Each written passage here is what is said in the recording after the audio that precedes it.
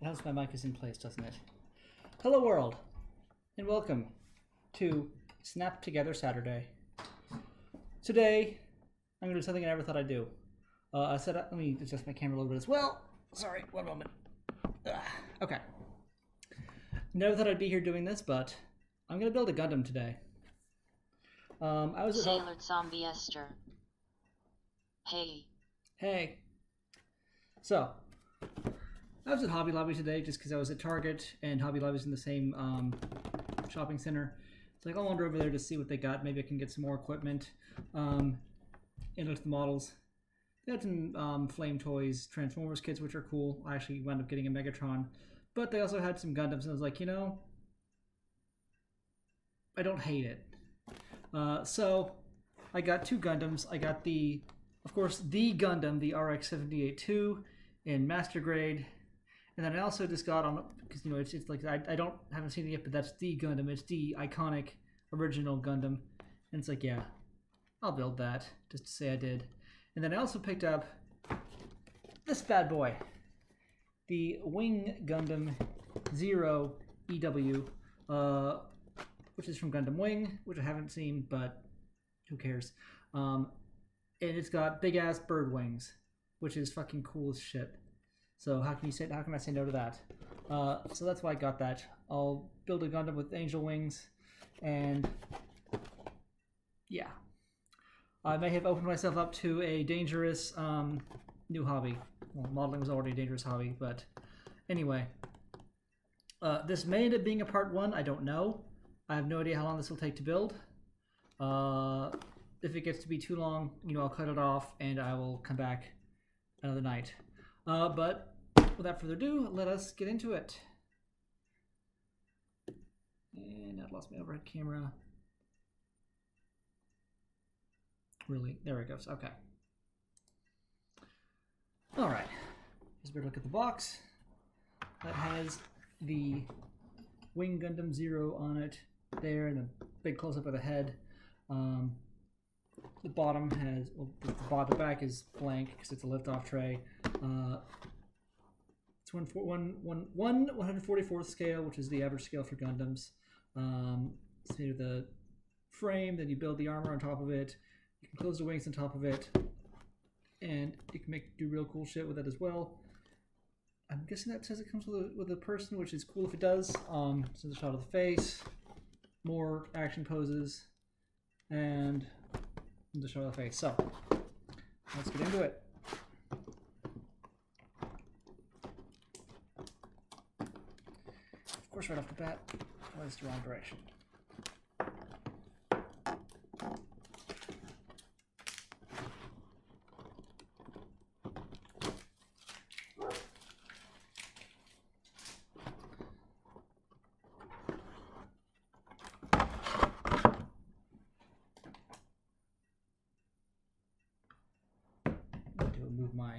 I'm gonna mute my microphone for just a minute while I reposition it so it's further away from me. Well, the arm isn't right up beside me, so one moment here.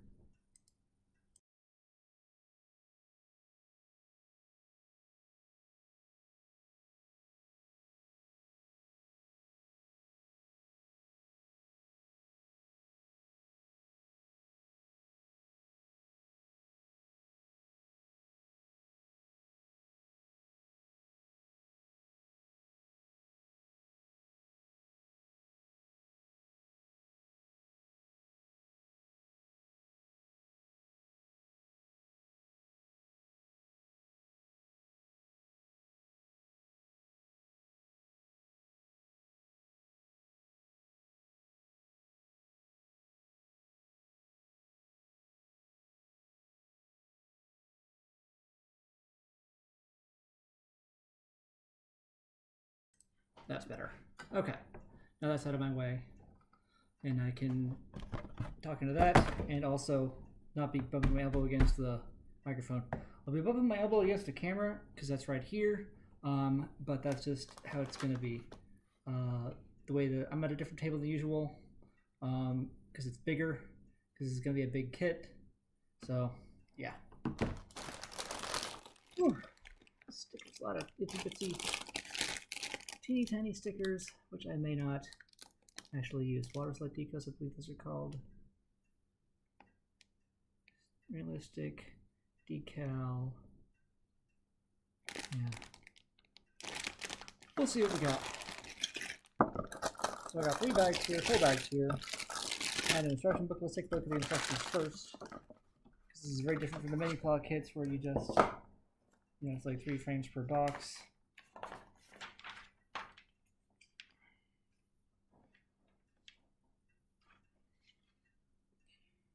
It tends to be divided up. So building techniques.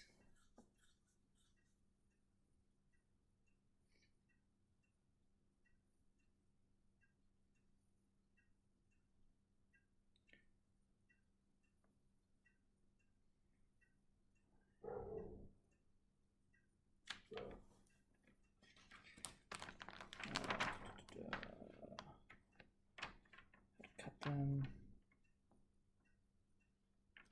Undergated parts.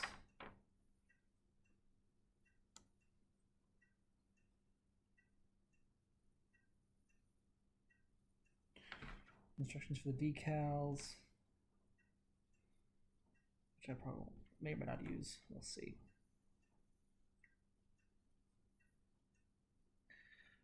Verdicts scribe. Oh, real Great Wing Zero. If I remember, that has a metal frame under the plastic.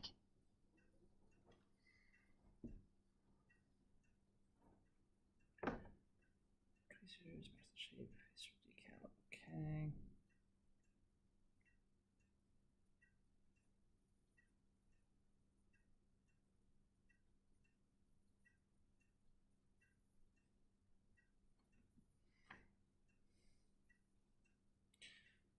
Okay, undergate instructions.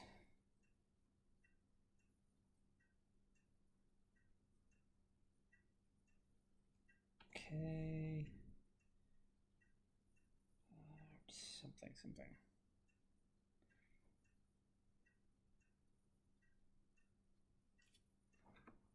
Let's make sure I got the instructions down.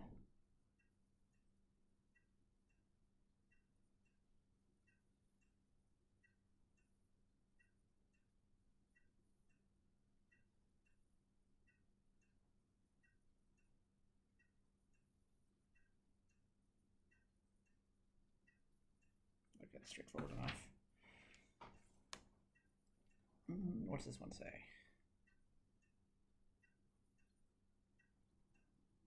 Yeah, okay, runner. I just matched the part number. I got that part. That's straightforward.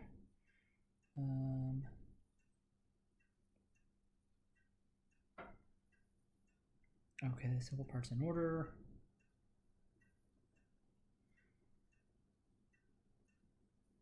Got the orientation. Okay, parts list. X means you don't use it, I guess. Yeah, X is unused parts. Okay. So since it's a standard frame, there's going to be some unused parts, I guess.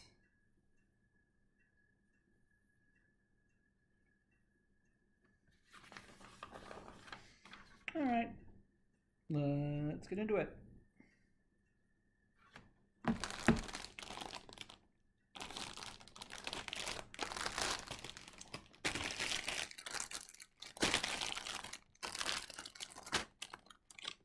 Start with the right leg, frame B.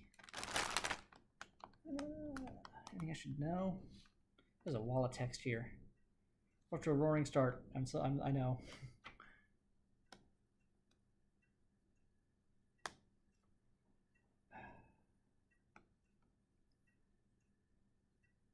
That's in-universe information.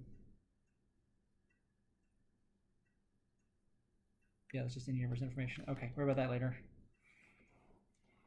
All right. For C parts, working on the D&D frames.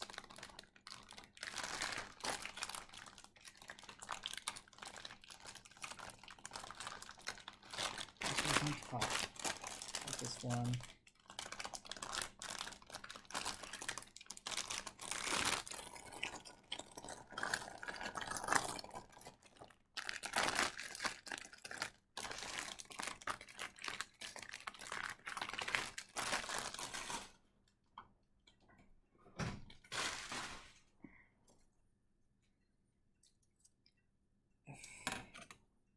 G.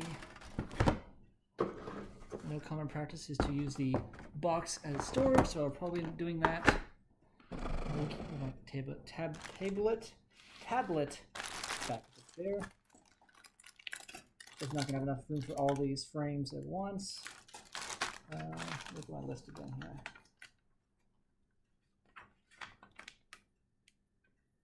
It wants you to build the.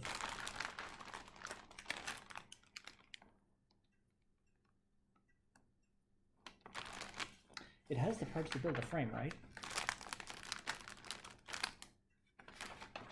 This is just putting the armor on it. I'm reading this right.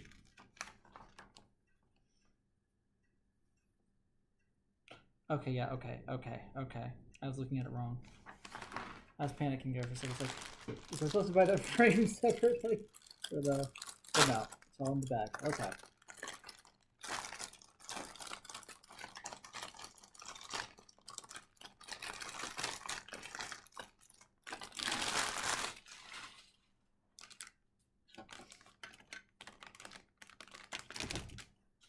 Verdicts scribe. I've got most of Meredith's birthday gifts done, and a little fodder for my own streamable crafting. Nice.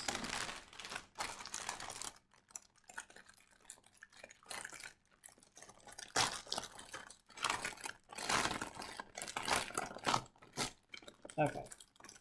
All the frame, or most of the frame, looks like it's on this. Okay. Must be the frame. That's the scale I'm looking at. It is a little smaller than I expected, but we'll see how it goes. N144 thing all that big. Space policeman. Shocked. Say shock. Put my chat there. Oh yeah. Space policeman. The perfect grade. Yes indeed.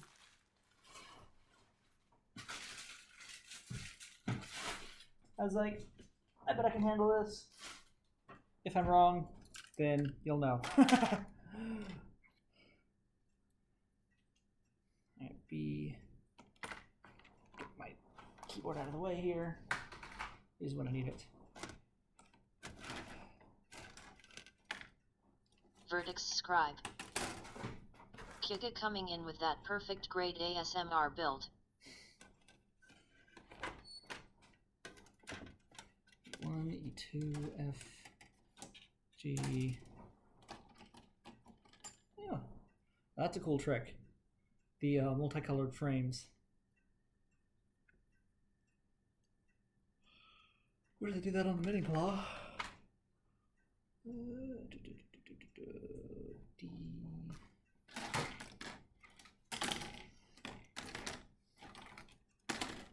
Okay. B, C, and D.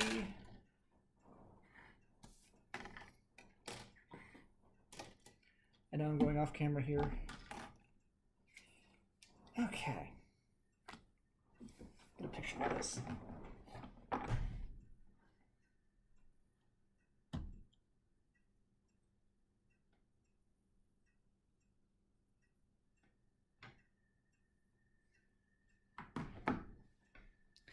Now entertainment.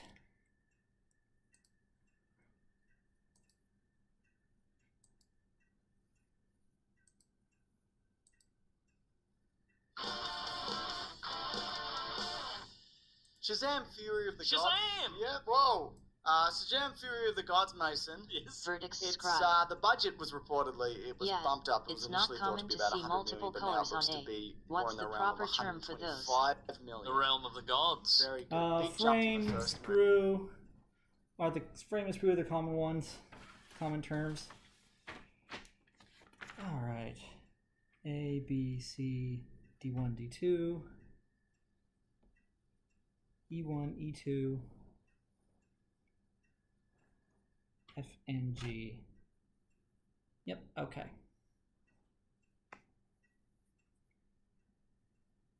Pretty sure anything white will be coming later, so I'll set these to the side. Space policeman. Runner. Runner's, yeah, runner's another good term. Verdicts scribe. That works. Frame, sprue, runner. all are applicable.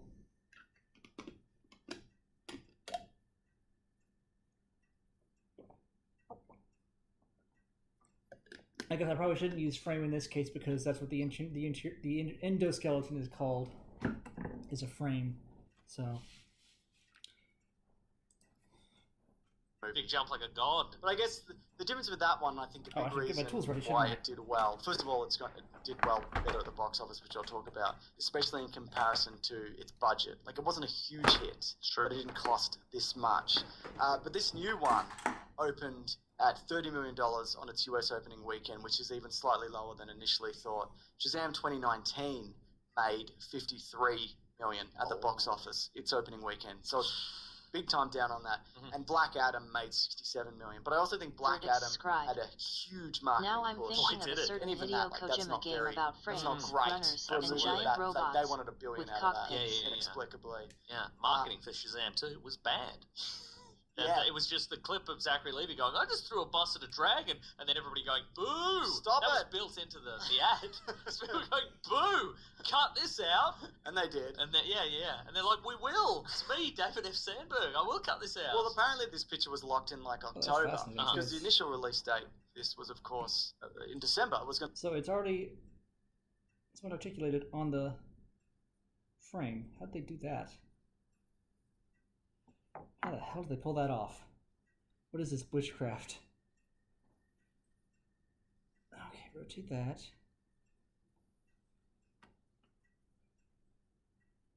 And then at the same time. Okay. B11.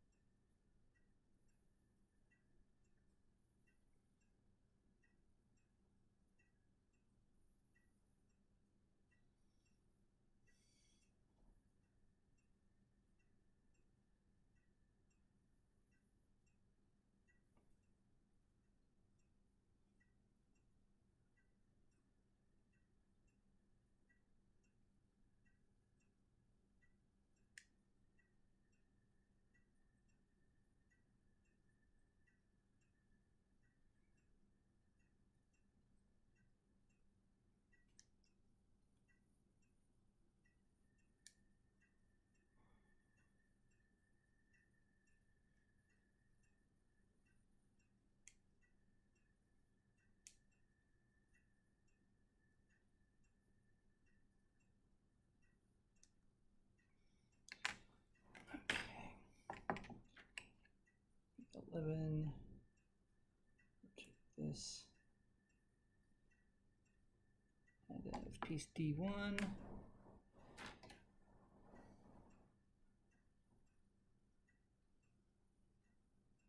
Oh, D1 8. Okay. Okay.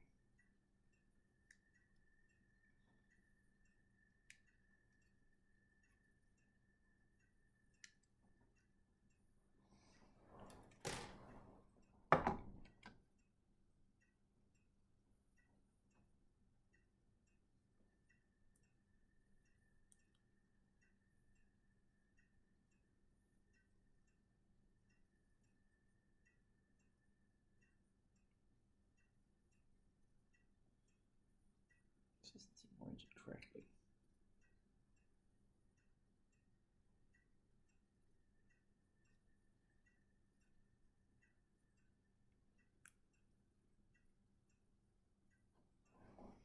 It was D1.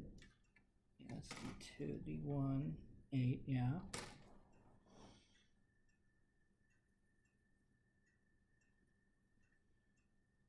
I guess it was.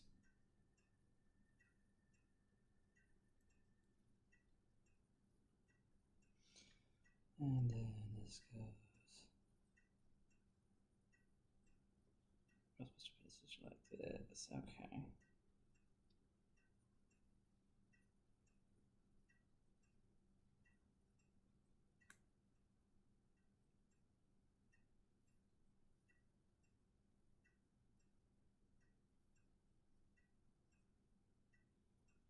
Fascinating.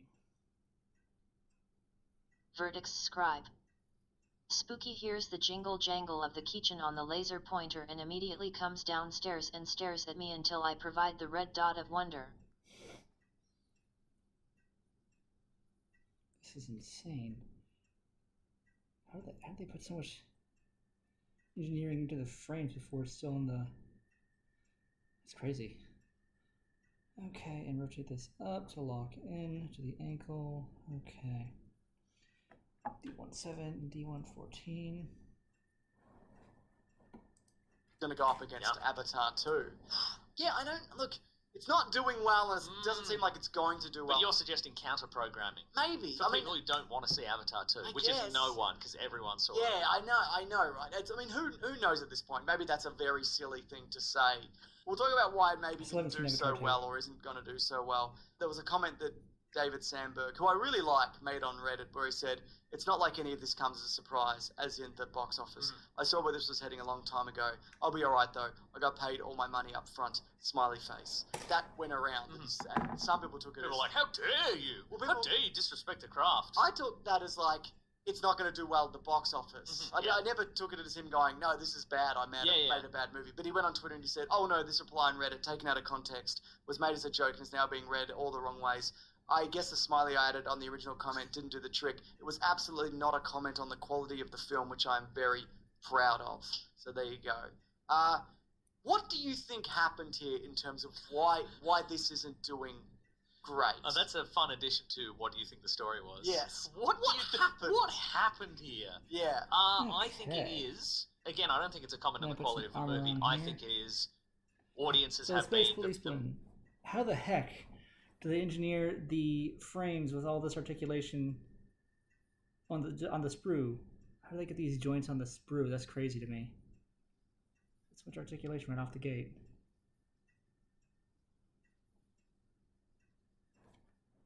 So it's not fitting the way it's supposed to bend.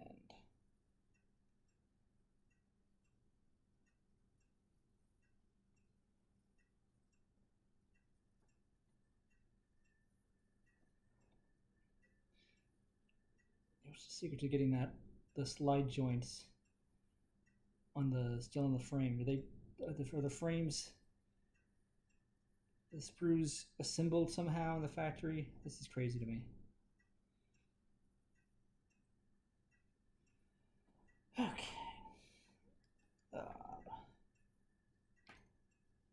Peace.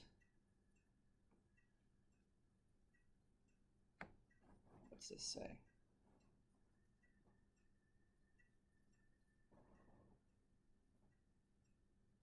Cut cleanly. I can do that.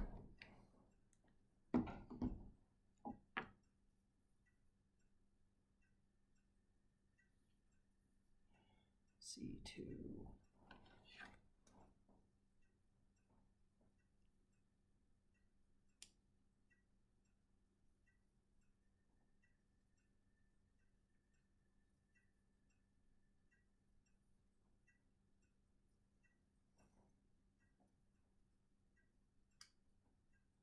Verdict's scribe. That is interesting. Joints already on there. I kind of figured the runners were made from extruded plastic into a mold. That's how they usually are. But there's some black magic going on here.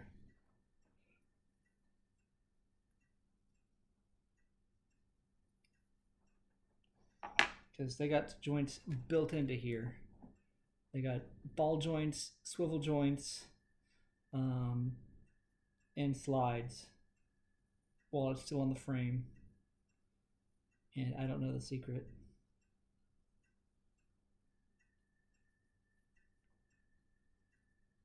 Unless they're molding it. Maybe their molding is that good, I don't know.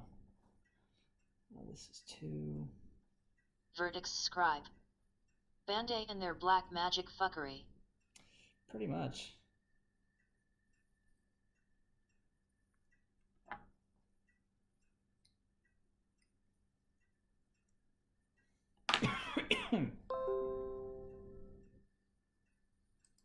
The most high-profile movies, 12. superhero movies of the last, 6 months to a year, Yeah. have been bad and people have been burned, and they're like, I don't want to chance it with another one, quite Yeah. frankly. That's fair enough. So I like Black Adam, but I might be the only one. Ant-Man and the Wasp was Quantumania was fine. I thought this was better than Quantumania. I thought it was way better than Quantumania, Yeah. honestly. Yeah. If I may, be so bold, I'll allow it. I'll say it. You'll listen, all of you. I don't think you're wrong. The initial word of mouth is not great. Yeah. It's like either people are like, yeah, it's fun, to like, I didn't love it as much as the first one. I think also it's probably about 2 years late. Yes. And that is reflected in a lot of the cast in this, which we'll talk about. I think also it's got all these kind of remnants of the Snyderverse Sure. in it. Yeah. But if you're a fan of the Snyderverse, you don't care. And this is too silly for you. It's too silly, and like it's sort of connected and loosely connected, but you know that that's not continuing. It would So seem. why bother? So why bother? So and again, this is a thought I had quite recently: is the obsession with making all these powerfully interconnected means that once the chain is broken, some people are just not going to be interested in seeing them anymore. And if one's bad, they're like, well, the next one, since they're all so interconnected, the next one's going to be bad too. And so maybe it's a chain reaction kind of thing. Absolutely. I didn't see the last one, and I'm definitely not going to see the next one. For EG. For EG, that's a good EG. I think also the fact that this is the end of the DCEU, really. I mean, I know Aquaman Before it even got a name. Before it even officially got a name. Yeah. Wow. Because the next one is The Flash, which reboots everything, and even though Aquaman is like, they've retooled it, so it's part of the newer universe, along with Blue Beetle, which is probably coming out as well. Haha, good one. Thank you. I also think that for the character of Shazam, even though I liked it, that movie, I liked it quite a bit, and it was fun, and there's like good jokes and good action. Which one are you talking about? The first one? First Shazam, yeah. The 2019 one. Also, like 2019 to now, such a lot happened. Yeah. Like it feels like a million years ago. It does, doesn't it? Years, yeah. But I think also there's no hardcore fans of that. Although one character says that it's been 2 years. That's not true. Within the canon of the movie, we'll talk about it later. We'll have to talk about it in spoilers. They've said it's been 2 years. Sure. It's been longer than that.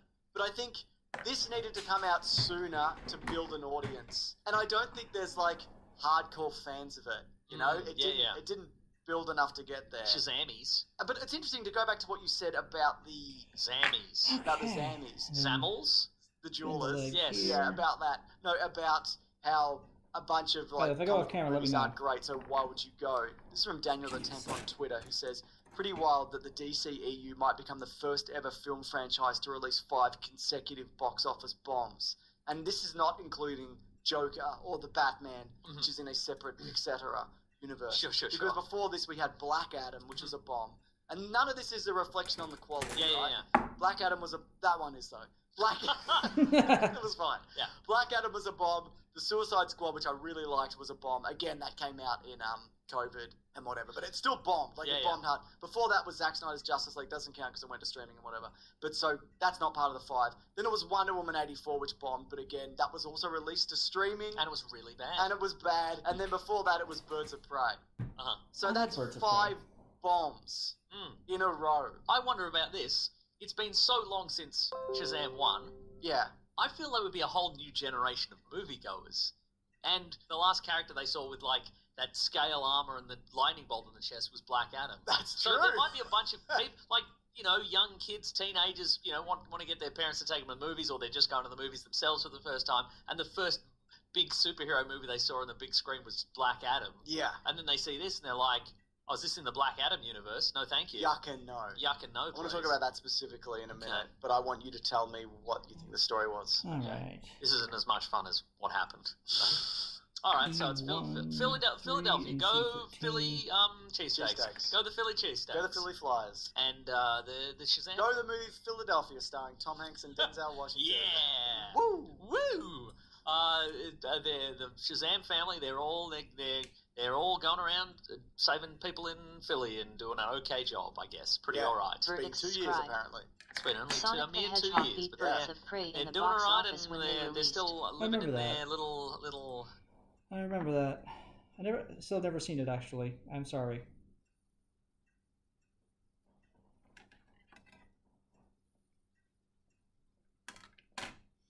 I'll get around to it eventually. Verdicts scribe. Both Sonic movies are good. Verdicts Scribe. They are not great, but they are good.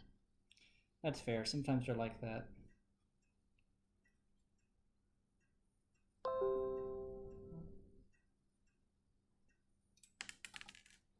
Now, where were the... Oh, that's why. They were under Verdicts Scribe.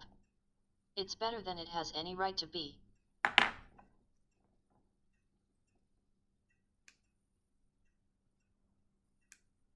Verdicts Scribe. And Jim Carrey still has it. I figured put him in the right role and he can be good.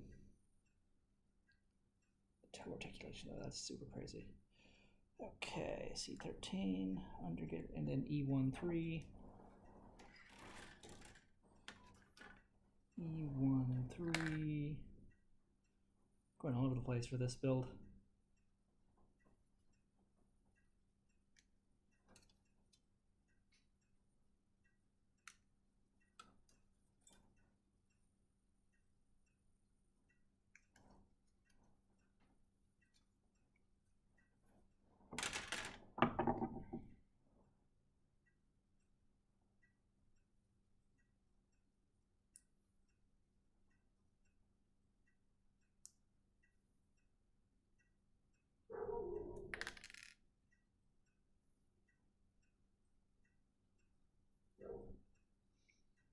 I have to glue that heel on if that's not going to stay of its own accord. Verdicts Scribe. He did a decent character study of Eggman, and the writers of Sonic Frontiers picked up on it. He might actually be a more interesting character moving forward in the overall Sonic meta.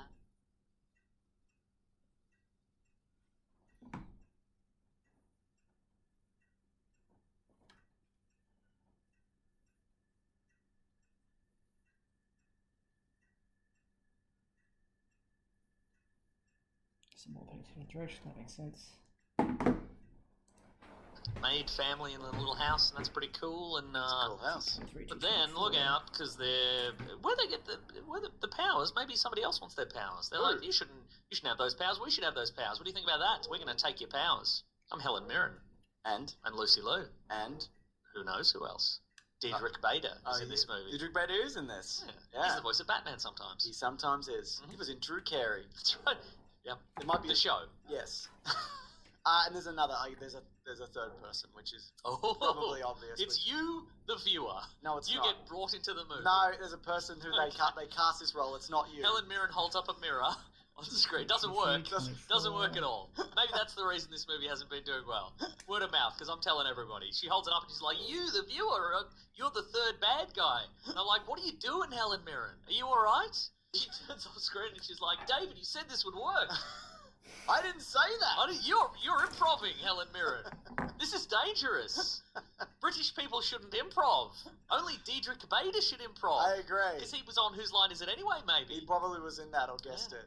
I don't think this movie is as strong as the first one, despite thinking it was alright. Okay. I didn't love it. I thought it was better than New Ant-Man, but I thought it was better than Black Adam, but I didn't think it was good as the first one as mentioned. What a labyrinthian weird web of well, it's better than this, but not as good as this one. This movie Go on. should have been the Black Adam introduction movie. Probably. I mean, they hinted at him in the last movie 4 years ago. Oh, they did, because there was an empty chair. Empty chair, and you see like a little sparkly hologram of him and whatever. That's right. If you recall correctly. Oh, really? And there's like, there was another guy. Actually, this movie should have been the Mr. Mind movie. We're going to talk about that in a bit as well. Okay. But instead of like bringing in the first Shazam and what a threat, because it's The Rock versus this 40-year-old man who's like, I'm a boy! And so he's doing that. It's just like, I don't know, like a wizard or a witch from another dimension or whatever, I guess, and they want to get a thing. It's like, well, that's not very interesting, is it? Okay. Don't you think? I like this movie pretty much as I like the first one. I quite like the first one. I quite like this one. I didn't go for a Shazam 1 rewatch this week. No. But from what I remember being about this good. It's weird, right? Because I thought there would be a real disconnect between Billy Batson as a kid and when he's the grown man Shazam in the first movie. And I thought that was like, they interlinked it enough where it felt like the same character. But now it's weird because the guy who plays Billy Batson is 20. So he's like a young man, and then he changes into like a middle-aged man. Yes. So it's just a man... A middle-aged man-child. Yeah, a man changing into another man. Yep. And he's just like, oh, what's happening? I don't know what I'm doing. And it's like, what the fuck? Like, this... They feel like two completely different people. And you said something interesting before the show. Hell yeah, I did, and he's admitted it. About who you thought the kid was supposed to be, right? From my memories of the previous one was that Zachary Levi Shazam's civilian identity was the Freddie Freeman character, who actually... Because they have the same personality. They have the same personality, but that was my memory of it, like my recall. And then I'm like, oh no, it's this other guy. Yeah. Who's like quite a mature young man who turns into this, and it's more evident because Zachary Levi is so big in this, or seemingly so big that I'm like, oh, he's a big weird man baby, and he's weird. He's way more immature as the God version. Yeah, and I think, and if somebody commented on that, if there was a subplot of this of like, this brain change, like the wisdom of Solomon isn't working, and that's why you're so weird, and man baby like, exactly, and I think.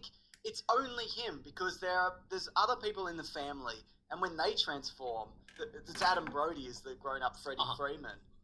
Perfect. Yeah. And everybody else, I mean, one of them is literally the same person. Yes. As well. And I think all of those, you can definitely see the connection, but I think they let, what's his name? The guy who plays Shazam. Zachary Levi. They just let him fucking Deadpool all over this. Yeah, right. And it's just, he's just not, I don't like him. I don't like him anymore. Right. He's annoying. And it should have... I liked him in the first one. Right. I don't think that this bit affected my enjoyment of the movie, but I think you're absolutely right. The young guy should have been wackier or... Yeah, I think if they just had brought him up, or bring one down, have them meet in the middle. Yeah. Maybe it's also because the young guy, he's not in it that much. That's true. Yeah. I don't know, maybe if we saw more of him, but... Yeah. But I guess they wanted... Because... Also, Freddie Freeman is mostly civilian in his civilian identity in this movie. Yeah. So, and interacting with adult Shazam, kind of like, mostly like in the first one. So I wonder if they're just like, well, we just need two wacky dudes being wacky together, you know? I guess. As is the classic comedy duo. Two wacky guys and no seriousness. Yeah, I don't know. I just thought it was just a strange kind of turn of events. But again, I shouldn't even say that I don't like him, because that's not even true. Because there's some fun moments in it, but I feel like the comedy in this isn't as good as the first one. Like that little montage where he's trying out his powers is fun. You remember the moment where like they're both in the air and the villain Mark Strong is doing the speech to him and he's like, I can't hear you because you're like a kilometer away. Like little things like that I thought were really fun, and this was kind of lacking. And I guess, there's a dragon in this and it's made of wood. Is there? And that's kind of cool. And everybody's always like, look at that. Sure. And again, there's Lucy Liu and Helen Mirren, and a third person who could say, I liked all their performances as well. But again, it just kind of felt like, this should be a different story. I feel like, and the only are you doing the thing that I often do, which is critique a movie for what it isn't, as opposed to what it is? Well, I just think that the idea of the universe that they should have built was just derailed by The Rock at some point. And that's why we're So this is The Rock's fault? Yeah, probably. Yeah, kind of. You're probably right. Where this should have gone in a different direction. I mean, it was like when he came into the Fast and Furious, and it kind of the whole thing got a revamp. Just the idea of bringing in a bit like a bigger name actor into this universe. Yeah. I think would have done it better than just like, I don't know, this situation. Sure, okay, right. And it's got a dragon, as mentioned, and that was all right. It also has a lot of shots from the final battle in the trailer. So if you're at all concerned about that, maybe... If you love that. Yeah, if you love that, you'll be loving this, I tell you what. You know what I liked? I liked there's some sort of monsters from Days of Yore that I thought were... Yeah, I think the effects were great. Good. Yeah. A lot of sort of... Did Ray Harryhausen do a Cyclops? Yes, he did. Like a Wrath of the Titans. We got a sweet Cyclops and some harpies and some all sorts of minotaurs and monsters and so forth, which I thought were good. That was in keeping with the theme. Yeah, it's interesting because we watched Dungeons and Dragons as well earlier in the week, that's got a bunch of like mythical creatures in it or whatever. And I didn't I think Dungeons and We've got Dragons. to fight a bunch of mythical creatures or whatever. I think, like, I liked the Dungeons and Dragons movie more, and we'll talk about that in a few weeks. But I didn't feel like in seeing this, Really clever how this I all wasn't slots like, together. oh, this is awful compared to Dungeons and Dragons. Like Right. all that stuff Look at that playing. that I like. I think there was some cool magic stuff in it. Yeah, like yeah. there's a weird magic room with a pen that can write and whatever, and all that door stuff. I really enjoyed of the doors that can go anywhere and whatever. They've built their lair, their superhero team lair. It's got that sort of Matrix thing of the infinite number of doors that go to various realms and different places in the world. And In an hour and I built and that's a leg. fun. But then when it comes down to the end of just like they're just like One blasting floor. each other, and like there was so much cool kind of magic stuff that we saw, and then it's just like.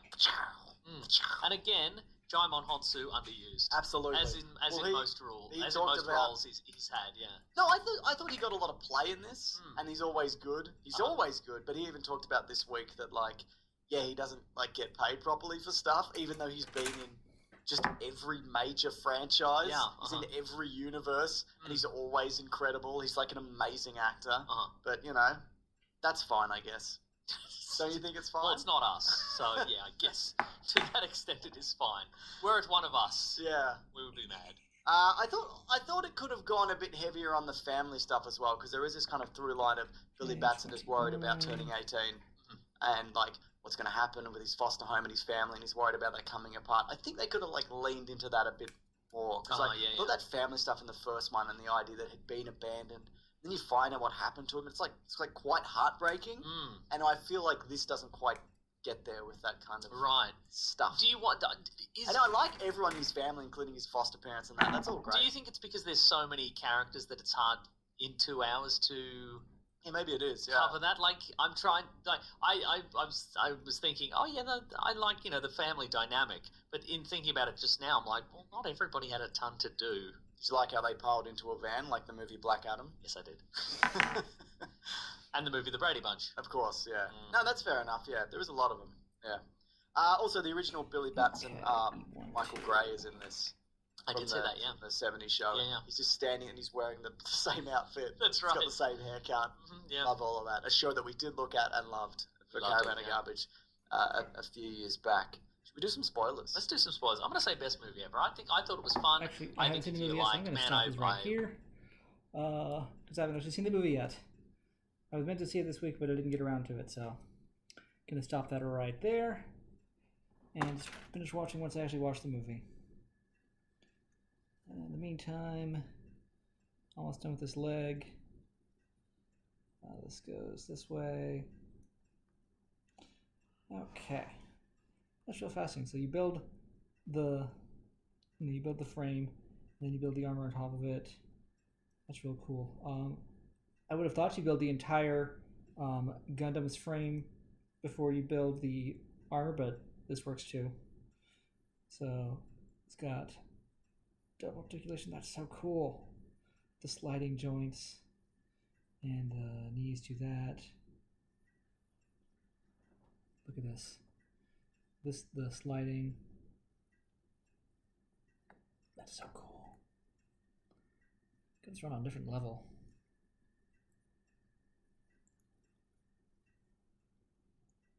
What's this? Real grade? Yeah, real grade. Where's my fucking real grade Super Sentai model kits? Bandai. There's a market.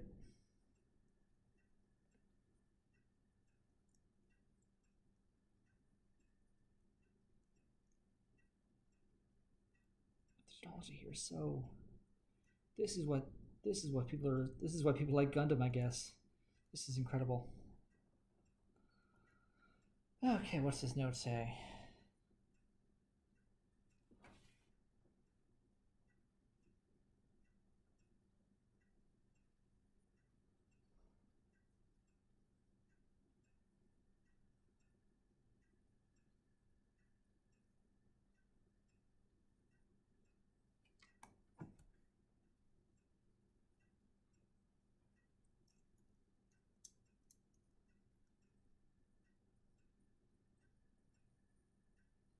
The precious lighting armor parts. Okay, that's fair.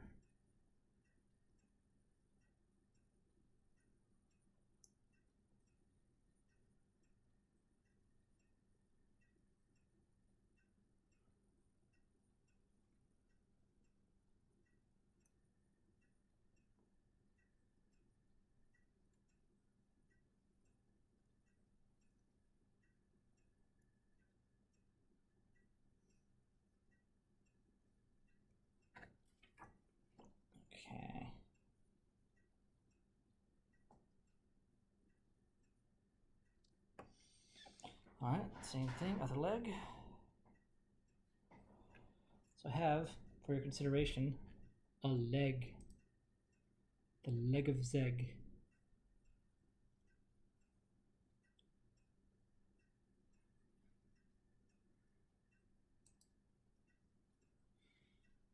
What do I want to watch?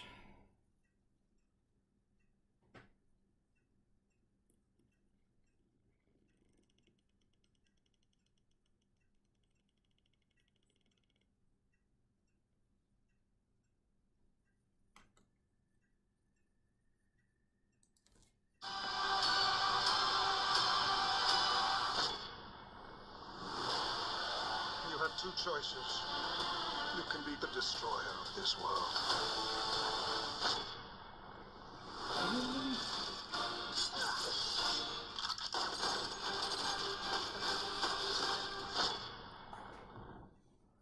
Thought we wouldn't notice, but we did. Hollywood used these shots in trailers to get us to buy tickets, and then when we showed up expecting to see Hulk's jungle jog on the big screen, nope. Why does this happen? I'm Eric Voss, and this is The Deep Dive. In this video, instead of diving deep into one movie, I will be conducting an investigation. Today's episode, how to know when trailers are lying. I love movie trailers. I've analyzed hundreds of them. Trailers have evolved from simple sales pitches to really the first peak of a narrative roller coaster that lasts months of our lives. We now expect a trailer to be a transparent promise of a movie's premise and spectacle that doesn't spoil too much of the plot and works artistically as a short film in its own right. But like all advertising, trailers use deception. Actually, last year I broke down the 4 types of trailer deception. When a trailer shot intended to be a movie actually ends up deleted from the final cut during post-production, when trailer shots are altered with VFX to prevent plot spoilers, when shots are presented out of context to create tonal misdirects, and when studios use glamour shots never actually intended to be in a film's final cut in order to entice viewers. This was the case with the shot of Iron Man and Spider-Man gliding side by side in a trailer for 2017 Spider-Man Homecoming that was never planned to be in the movie. But I concluded that so long as the movie on the whole delivers on the promise, in this case Peter and Tony's relationship was the heart of Homecoming, a bit of deception is justified. But then, in 2022, Morbius, the living vampire, burned all of that trust to the ground. This movie's trailers promised crossovers with Spider-Man and Spider-Man villains, but these shots and scenes were removed from the film until a mere Spider-Man mention was awkwardly jammed into the movie's BS post-credit scene. But Morbius wasn't alone. Moviegoers have increasingly been feeling similar whiplash with movies like Thor: Love and Thunder, which had trailers promising a killing spree from Gore the God Butcher, but director Taika Waititi removed Gore's murder scenes and really relegated this villain to a comedic kidnapping plot. And now, a federal judge has permitted a false advertising lawsuit to move forward, plaintiffs suing Universal Studios over the 2019 Beatles movie yesterday, after the movie's trailers showed Ana de Armas before the director cut this storyline. So here's the truth that I think we should keep in mind whenever we see trailers, and as I, on this channel, give you a peek under the hood at my investigation process. All trailers lie, but faithful trailers lie to make our film-going experience more authentic, and dishonest trailers lie to hide uncertainties that the studio has about the project. Good trailers are like magicians who use misdirection to make you feel rewarded at the end of the show. Bad trailers are like 3-card Monty scam artists who use misdirection to steal your $20.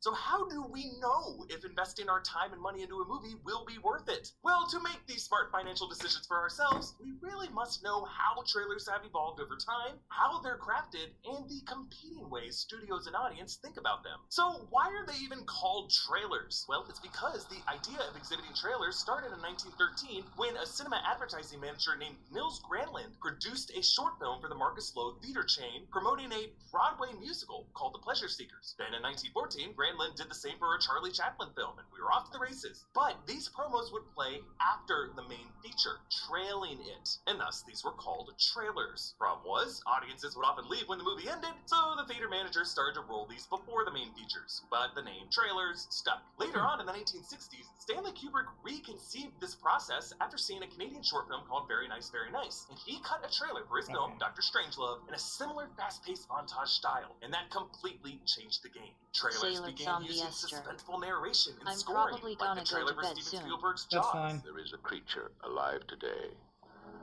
who has survived millions of years of evolution. without change, without passion, and without logic. Universal's teaser for Jurassic Park in 1993 didn't include any footage from the movie whatsoever. The first discovery was made in the spring of 1990.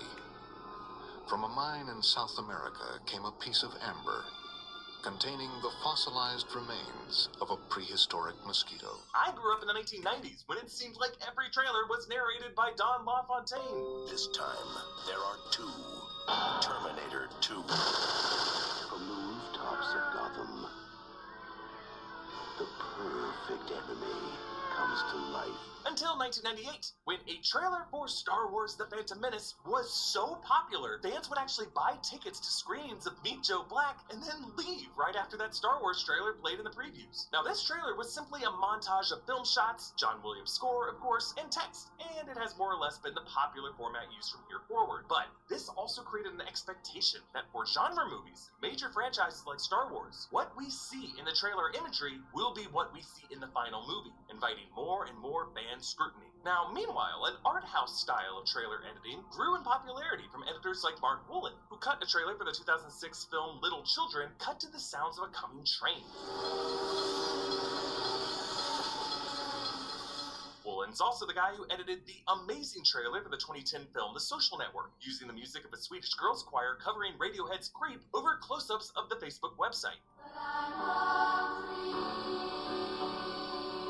What's interesting, though, is neither this song nor these shots were used anywhere in the film. Nowadays, trailers tend to be montages of film footage cut to some iconic song. Many of the big ones that you've seen, and ones that I've broken down on the New Rockstars channel, have been edited by guys like Andrew Hagley, who works in Disney's promotion department. He worked on the teaser trailers for Black Panther Wakanda Forever, Shang-Chi, Eternals, The Mandalorian, and I really love something Andrew told Kevin Smith and Mark Bernardin on their Fat Man Beyond podcast about his creative approach to editing teaser trailers. I like to think of trailers as especially teaser trailers, which are more mood building. If you watched a movie and then you fell asleep and you had a dream about it, the trailer's the dream you had. So Andrew draws an important distinction between the teaser phase and the trailer phase of a film's marketing life cycle. 4 to 5 months before a film's release comes the teaser, which introduces the tone, the theme, the principal characters, but it's really mostly about making an impression. Then, 2 to 3 months before release, an official trailer, which reveals more of the world and the plot and appeals to the 4 quadrants that refers to men and women under and over 25 years old. Then, about 6 weeks to 1 month before a movie's release, the tickets on sale trailer, which really showcases the movie's fireworks because they really got to make the sales pitch that this movie's going to be worth your money. And then this kicks off a final month countdown of weekly and daily promos and TV spots. These often include some spoilers. Now, there's an old Hollywood saying that a film is really written 3 times. Written on the page, and then rewritten as you shoot it on set, and then rewritten one final time as you edit it. Sometimes they add a 4th time when a movie is cast. But this idea of rewriting a movie as you edit it is especially true for Marvel Studios, which is known for taking its films through several rounds of reshoots, and then the final version of the film is only locked in during the final weeks of post-production. Actually, the post-credit scene for 2012's Avengers was shot just a week before the release, after the movie's official Hollywood premiere. This was after the point that Chris Evans started growing a beard for his next movie role of Snowpiercer, which is why in that shot you can see him covering his face. And so, often, footage shown back in those early teasers later changes or just gets removed from the final cut of the movie. That was definitely the case with the infamous Hulk running shot in that Infinity War trailer. The producers totally intended Bruce to Hulk out in the final battle of that film, but late in production they decided that Bruce's successful Hulk out would have been too much of a victory for the movie's downer ending. But still, this gives us a decent barometer for when to be skeptical of trailer footage. The very first teaser is more of a thematic suggestion than a shot-for-shot promise of what will be in the final version of a movie. Now, that's not to say that these teasers are worth ignoring. On the contrary, everything we see in these teasers is definitely part of the creative team's vision for the film. I think the shots that get cut give us a rare look into how difficult and sacrificial the filmmaking process is. We also need to think about where, in a single trailer, deception tends to occur. Trailers always follow their own narrative structure that tend to have 3 acts. Act 1, set up the context and the tone. Act 2, showcase the spectacle of the movie. And then Act 3, tease the conflict. So basically, the story of every trailer is Act 1, a hero. Act 2, enters an unfamiliar place. Act 3, and faces a threat. But it's not what you think. That 3rd act, especially for early teasers, is where, according to my research, 15. misdirection is the likeliest to occur. Trailers are edited to leave fans on a cliffhanger mystery designed to generate as much buzz as possible. I call this the hero shot. Usually this hero shot comes right before or right after the final title reveal. The Hulk Avengers running hero shot was at the end of that first Infinity War teaser. The second Infinity War trailer ended with a hero shot of Cap holding back Thanos, but the VFX artist actually scrubbed 2 of the Infinity Stones out of the gauntlet to keep it a mystery how many stones Thanos would acquire in this movie. That Spider-Man Iron Man hero shot was at the end of the first Homecoming teaser. The Spider-Man No Way Home second trailer ended with that hero shot of Peter swinging across the Statue of Liberty, which of course had been VFX scrubbed to remove the other 2 Peters. The teaser for Star Wars Rogue One and that movie's trailer both ended with hero shots that were removed when that movie's third act was reworked late in production. And the Morbius teaser, the shots of the Spider-Man graffiti and Michael Keaton's cameo came in that trailer's final section. Most of the time it seems when these hero shots are changed between the trailer and the release of the film, it is done to try to excite us for the heroics of the scene while extracting the character from a context that might spoil the plot. From the artist's perspective, it is for our benefit, like a magician deliberately misdirecting us so that that prestige hits with greater impact. Get the out of my house. And so, when trailers seem to be showing us all their cards in a dramatic climax hero shot, they're really often hiding one of 2 things. Either 1, this movie's got the goods and we don't want to spoil them for you yet, or 2, we're taking a risk and we're worried that if we show you the big reveal out of context, you might hate it. And we hope this movie, when you see it, will win you over. Now, the risk takers aren't always bad or unethical. For example, the mystery hero shot at the end of the very first Wakanda Forever teaser. This was a gamble. Marvel Studios knew fans might have mixed reactions to Shuri being the new Black Panther. So instead, they gave us only a mystery silhouette, who could have been anyone at that point. Nakia, Okoye, M'Baku, even resurrected Killmonger. They manipulated That could our never have been imaginations M'Baku. that they knew we would deploy, and they even managed to fulfill the wildest of those expectations by bringing back Killmonger in another way. So when we cross-reference the acts of a trailer with every movie's marketing life cycle, the trailer shots most likely to contain misleading claims are the Act 3 hero shots of the earliest teasers, meaning the closer to a movie's release date that we get, the less likely the trailer footage is dishonest. Why is this the case? Well, at this point in a movie's production, the picture is more likely to be locked in at that point, and the studio knows what is and what isn't going to be in the final version, and the final trailers and promos will contain the footage most likely to be circulated on TV and social media, and the studios want that marketing to be the closest to the experience fans will have in the theater. But one challenge to that rule is now facing major legal consequences. The 2019 Danny Boyle film Yesterday stars Himesh Patel as Jack, a musician who wakes up one day to realize the world has never heard of the Beatles. The trailers for this film included a scene of Jack serenading Ana de Armas on a talk show.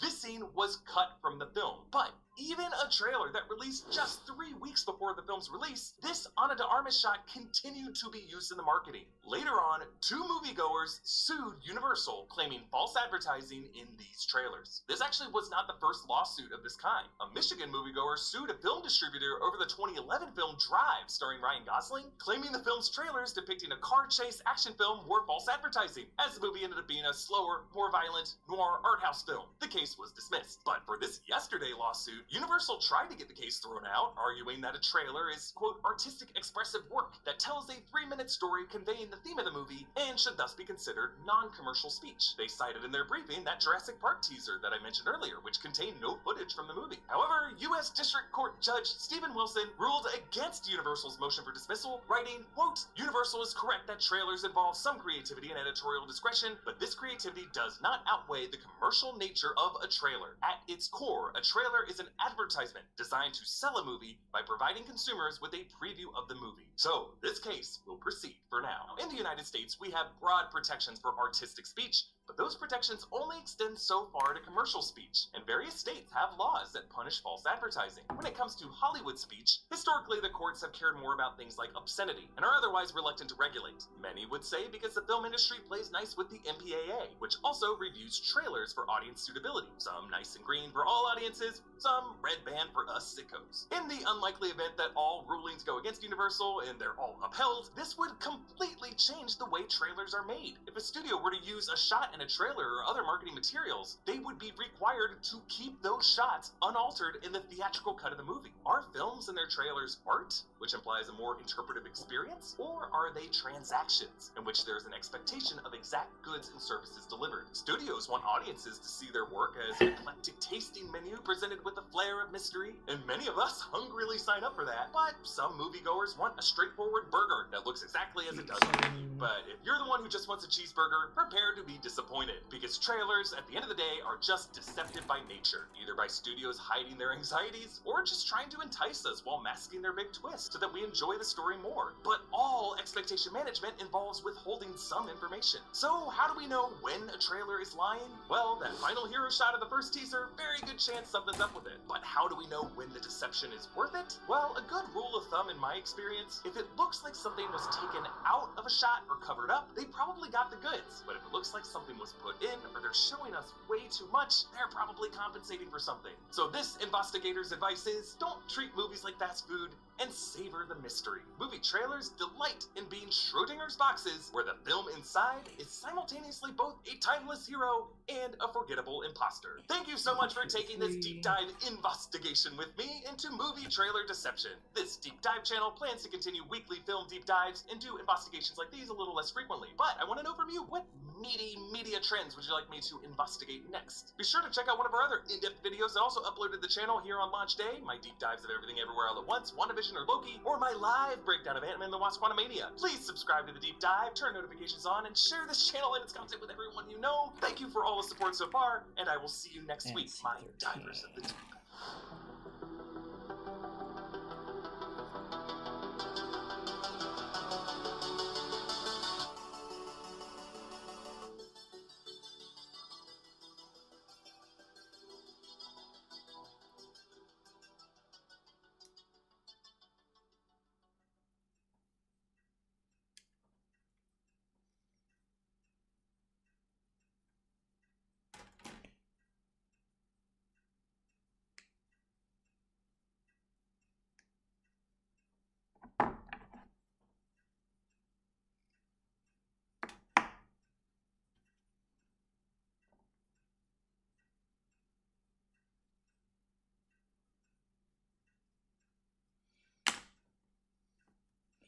I don't have those heel parts coming off like that.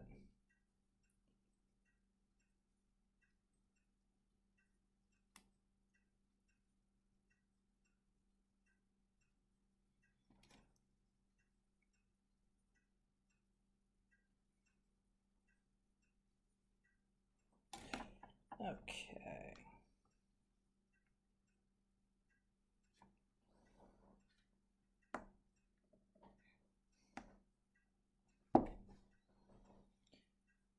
What next? What next?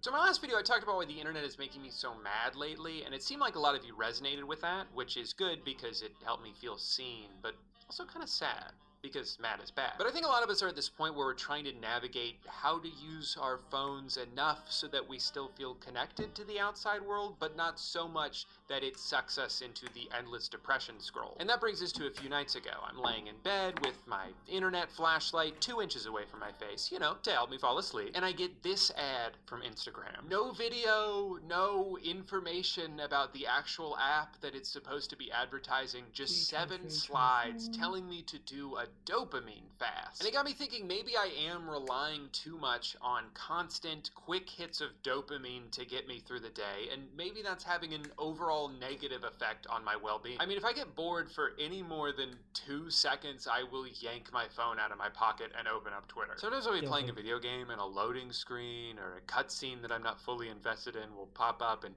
I'll pull my phone out to start playing a different game. God forbid 10 seconds go by where I'm not being fully stimulated by something. And so I'm starting to wonder how much subconsciously checking my phone at all hours of the day is having an effect on me. Have I trained myself to never focus too much on any one thing because I'm always willfully getting distracted? Like, think about it. How can I train my brain to enjoy what I'm doing if in the back of my head I feel the need to always be doing something else? I don't know, these are just questions, but perhaps the very device causing all of these issues could also be what holds the solution. That's right, I'm talking wellness apps, baby. I've been getting ads for a stupid number of them recently, and I figured why not just keep downloading them until my brain is fixed. Important rule for this video, though, is that I will not be spending a single dollar. Every time I go down the targeted Instagram ad rabbit hole, I end up maxing out my credit card on a bunch of garbage that's just gonna collect dust in my closet till the day that I die. Anyway, it's important to establish the no spending money rule because I was very tempted when a few people tagged me in this on Twitter, and I have to talk about this before I get into the rest of the video. In the first week using Arrow, my phone time went down 25%. Mom, wife, business owner. Every time you walk past it, it's like, oh, you know, leave your phone here and go be present, dad, husband, entrepreneur. Okay, so it's a box for your phone. But how does the phone get into the box? I have to be the one to put it there? See, I would probably just choose not to. And therein lies the problem. See how we're kind of just right back at square one now? Like, I already have time restrictions set on all my social media apps, and the only thing that's changed is now I have to press 2 more buttons before I continue to use them. Which I never don't do, by the way. Arrow is the first in-home digital well-being solution designed for families. Well, I guess anything can be the first thing if you come up with a specific enough category for it. Arrow combines a beautifully designed smart box that holds and charges your phone with a motivating and encouraging app that, together, make it easy and fun to be away from your phone, so you can focus on the things that really matter. Having sex with your wife. Wait, so before you put it in the box, you have to tell your phone why it's going in the box? Like it's gonna be mad if you don't have a good enough excuse? Now, I'm sure you're wondering, how much does this life-changing device cost? And you're in luck because you can join Arrow for as low as $18. Of course it's a membership. Of course, you have to subscribe to the box. So they have a monthly option or a yearly option, but even if you do the monthly option, you have to pay for it for at least a year before you can cancel, which means, at minimum, this is a $180 purchase for an empty box. Every so often an invention comes along that reminds you why human beings are at the top of the food chain. This is revolutionary technology. Can you believe that it only costs $200 to put your phone in a box? Like, if you had asked me a week ago, I would have said, I don't know, $30 million to put my phone in a box. So the fact that it's this cheap just shows you that they're not in it for the money. They're just doing it to make the world a better place. Luckily for me, I can actually take my own advice here and not pay for this, because as I alluded to earlier, there's plenty of free options out there that might accomplish exactly the same thing. What's funny about this app is that this shit is not at all what the app is. There's no mention of a dopamine fast anywhere on the app. It's just some weird guy whispering at you, and if you want to listen to it forever, it's gonna cost $150. Right now you're using the most complicated artifact in the known universe to understand me. Your brain. No thanks. So once I realized that I had no interest in what the actual app is, I figured why not just do the dopamine fast from the app? So for the next week, I will be letting these 7 screenshots dictate my life and my choices, and I'll also check out some other wellness apps along the way. Let's get started. So this is definitely going to be one of the harder days of the challenge for me, but I am actually kind of excited to be forced to do this. Without a doubt, Twitter is the very worst thing in my life that I am fully addicted to. It has become a second nature impulse for me to open it up during every moment of my life where nothing is happening, and I would like to eventually get rid of that impulse, especially because I don't know if Twitter even does anything for me at this point. It's just so much mental energy wasted on the most pointless conversations. Most of the time it's just dumb person of the day saying the most asinine shit, like, it should be illegal to own a dog, with a bunch of quote tweets of people being like, no it shouldn't actually, and they all have 100,000 likes. Even worse though is then my dumbass sits there like, they're right, it shouldn't be illegal to own a dog, that's crazy talk. Boy, I'm just glad we were able to put an end to this discourse that was not only based on on a hypothetical scenario some guy just made up, but that I never would have been made aware of in the first place had I not been here to witness it. On top of that, half of my For You page is just people going viral for stealing other people's TikToks, and then once they get enough attention on it, they'll take what I can only assume to be like $20 to advertise some seal pillow or pills that make your dick bigger, which of course they deserve the money for because of all the hard work they put into downloading the video and reposting it with a caption. I'm getting tired just thinking about all that work. Also, content aside, it just breaks all the time now. Here's a new one that I think you'll really love because it still blows my mind to think about. For the longest time, the copy link button was here. So I knew if I want to send a tweet to someone, I just click this button and then this button, and then I can text it to them. But oh, wait, they moved the button. Okay, so now the bookmark button is where the copy link button used to be, so I accidentally saved the tweet when I was trying to send it to someone. Well, it seems kind of pointless that they would even switch that, but at least now that I know the buttons are moved, I can go ahead and open that back up and click the one on the left, which is somehow, again, the bookmark button. The buttons move now? Did Elon fire everybody? But that's the thing that blows my mind. I hate this stupid app, and I still choose to spend 2 hours a day on it. And not to get too existential about it or anything, but like, that's a lot of fucking time that I'm wasting doing nothing. I do fear that one day a lot of us in this generation are gonna look back on these precious years of our life and be like, oh my god, why did I waste so much time scrolling through shit that for the most part just made me feel worse? And yet, even as I say that, there's still part of me that's like, well, but that's where everyone is. I gotta go see what they're talking about. It sucks, and I'm tired of it, and today I'm finally making a change.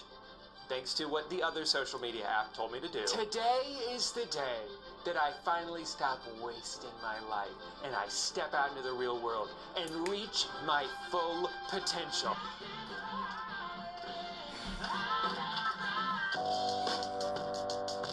You know, I should probably do that more often.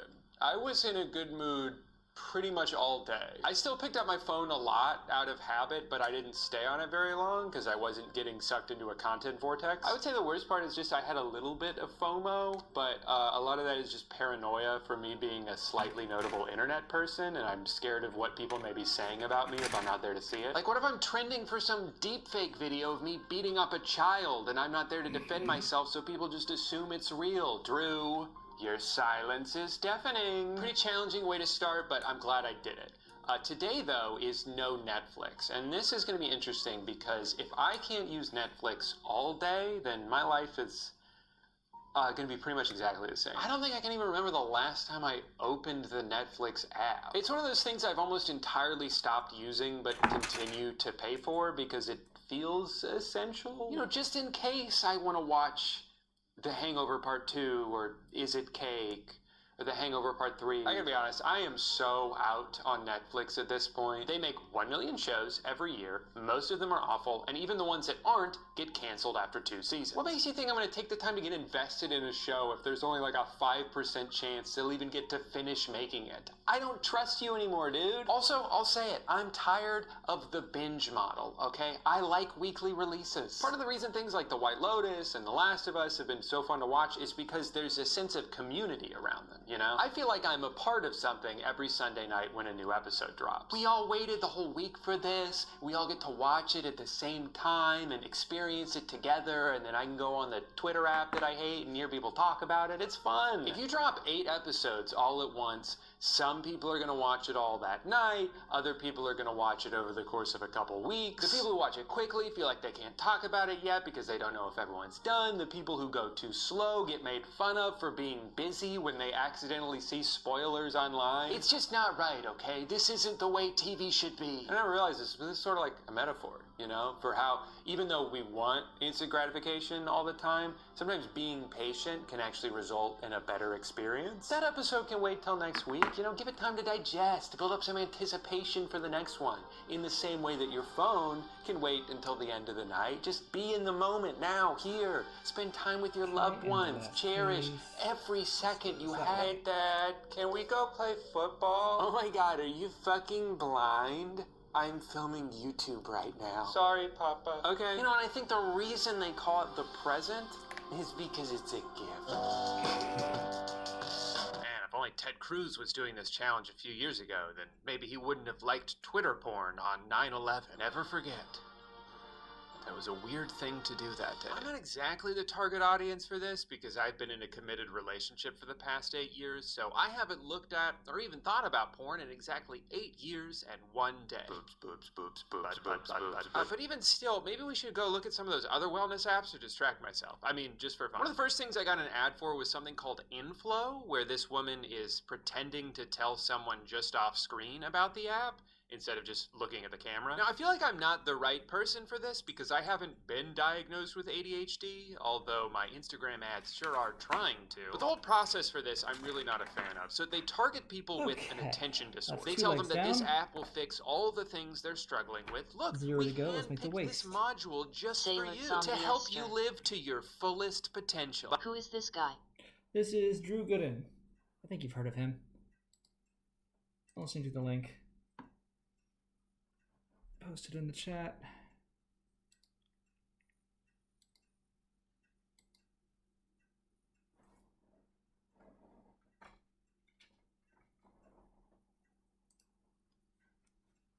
Sailor Zombie Esther. Prolly. THX.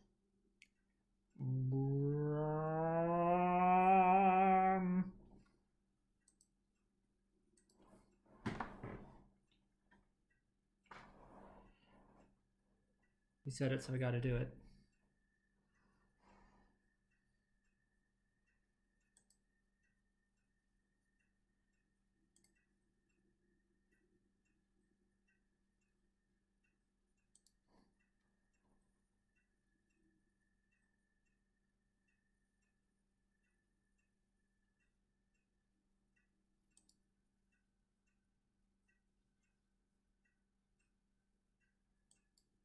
Oh, it's muted.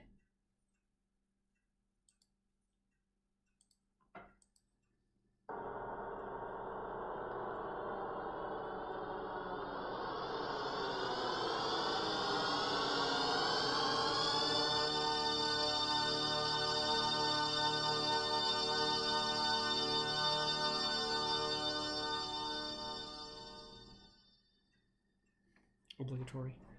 Okay.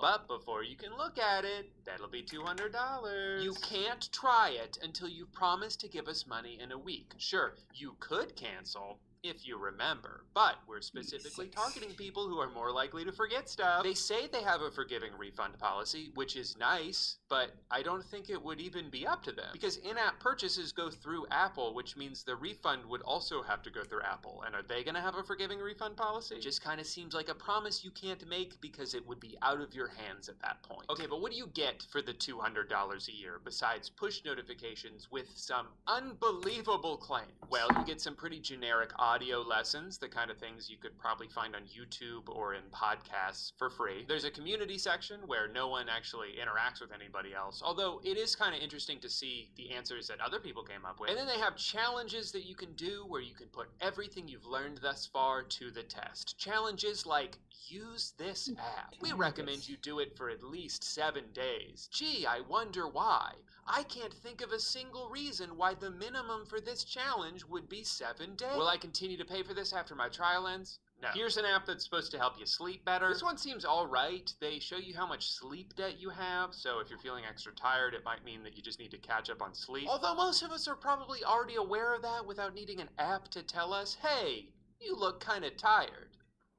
Give me $50. I do think it's a little interesting to have actual metrics to look at that show you like when you can expect to have the most energy, so you know when to try to be most productive. But I don't love that it sends you push notifications telling you you're about to be tired. I wasn't even tired when they sent this to me. You're gonna make me tired by making me think about being tired. Also, while I was initially impressed when I saw this graph and thought, how did they know that I have energy in the morning and then it dips and then it comes back? What, are there hidden cameras in my house? I then thought about it for one additional second and realized that that is probably true for 100% of people and could have been achieved by a lucky guess. Will I continue to pay for this after my trial ends? No. Definitely the most useless app is one called Schmoody, the first mental health app that's actually fun to use. I'm here to build better routines. Great, you're in the right place. You know, something tells me you would have said that no matter what I chose. I'm here to go to the bathroom. Tiny pieces. Great, you're in the right place. The first thing this app does when you finish signing up is say, hey, you want to give us money? That'll be $40. And you're like, no thanks. And they say, you drive a hard bargain. How about $20?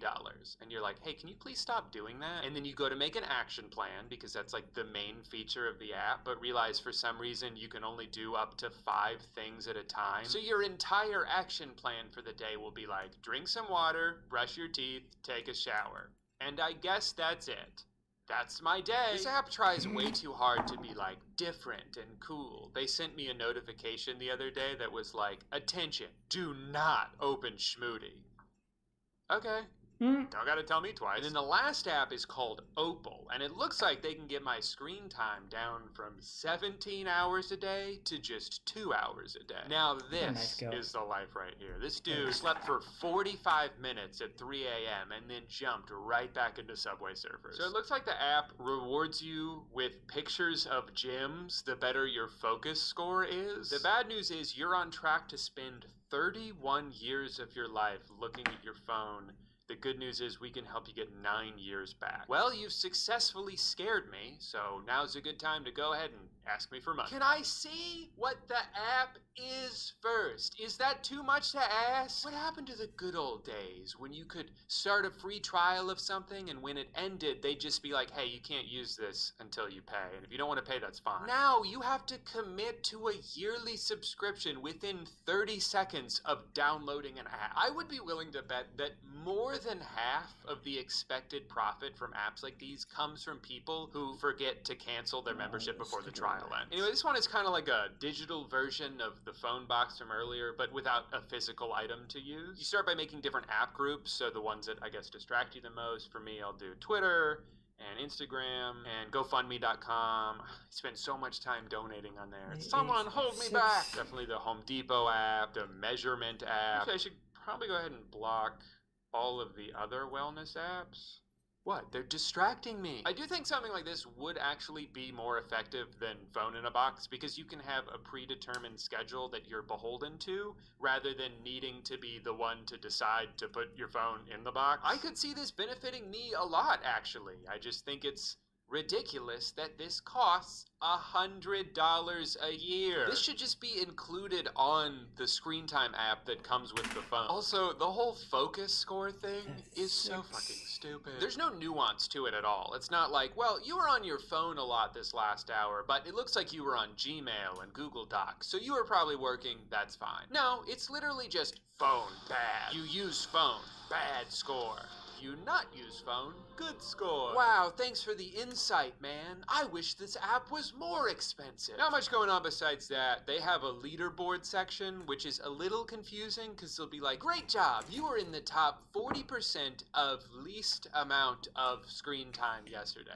But you were not in the top 10 of most time spent on this app. I'm sorry, do you want me to not use my phone or do you want me to look at you all day? I can't do both. So I looked for free alternatives and I found an app called Screens In, which is basically this, but with even more features. You can make it so instead of... What is it suggesting I do with the sticker here? If I'm reading that right.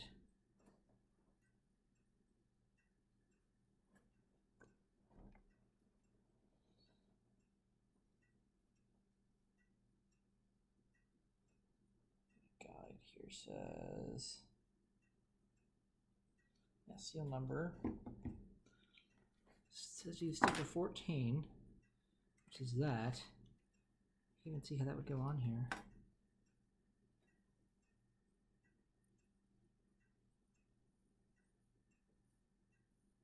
Or where?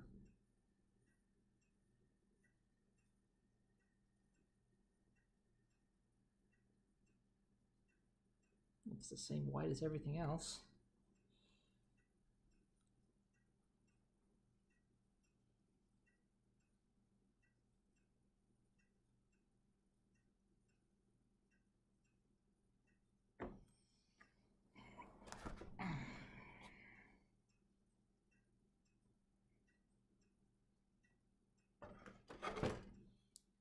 reading the number wrong? Oh, I see. That 14. Why are there...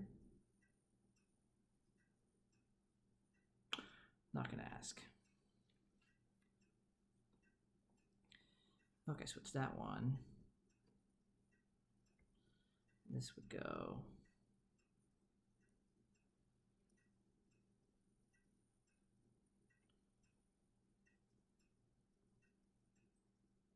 Where does this go?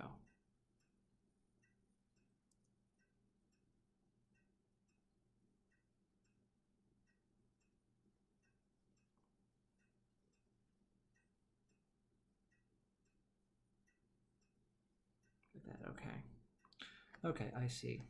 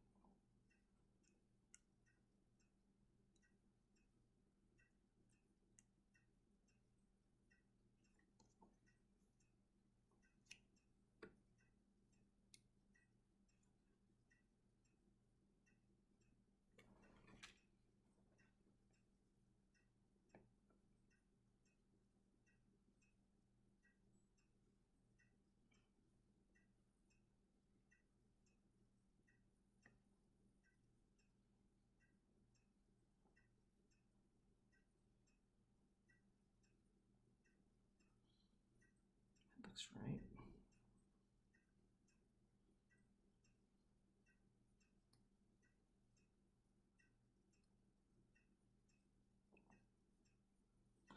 Much margin for error on these. Okay.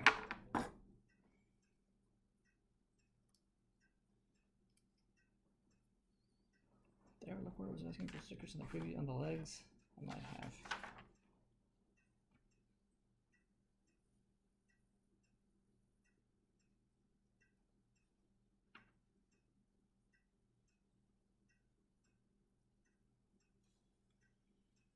No, didn't do that. It's definitely stickers that go on the leg, but didn't tell me to put them on.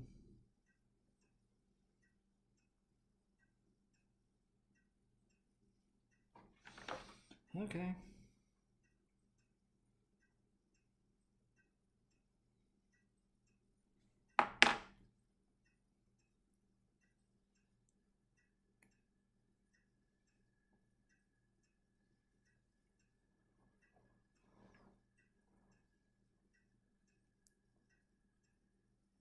Damn, I'm supposed to put the...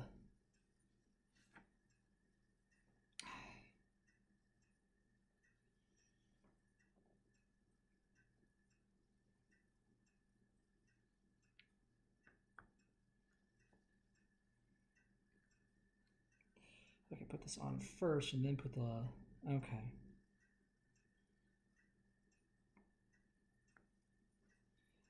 Then I put the cover on.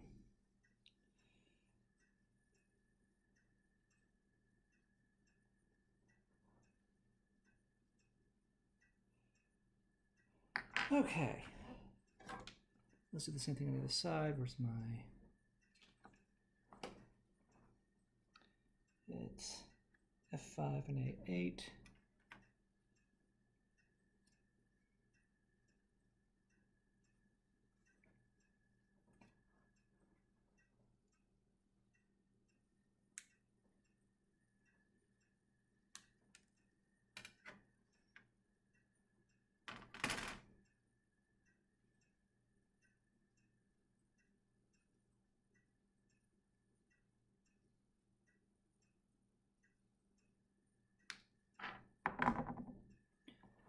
F5.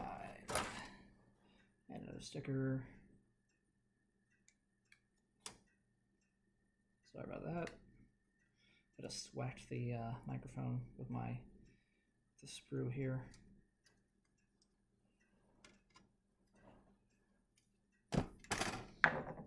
Yeah, it's gonna be a long build. It's a real grade.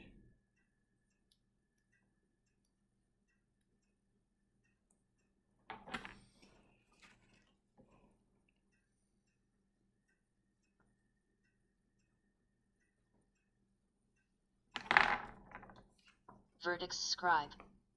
We're heading off to bed. Take pictures when it's done. You know it.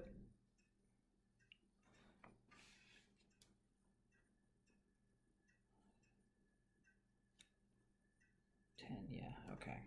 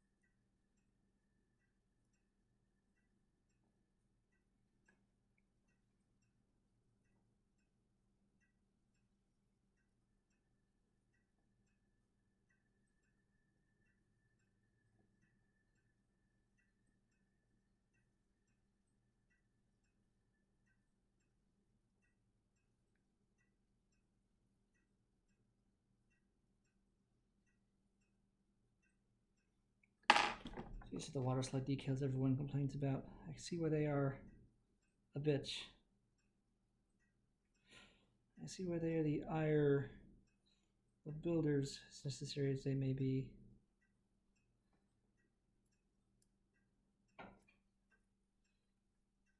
Shit.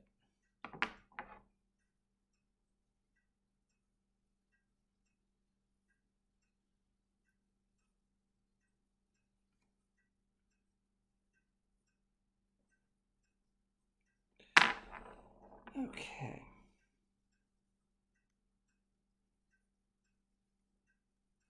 I think I fucked that one up.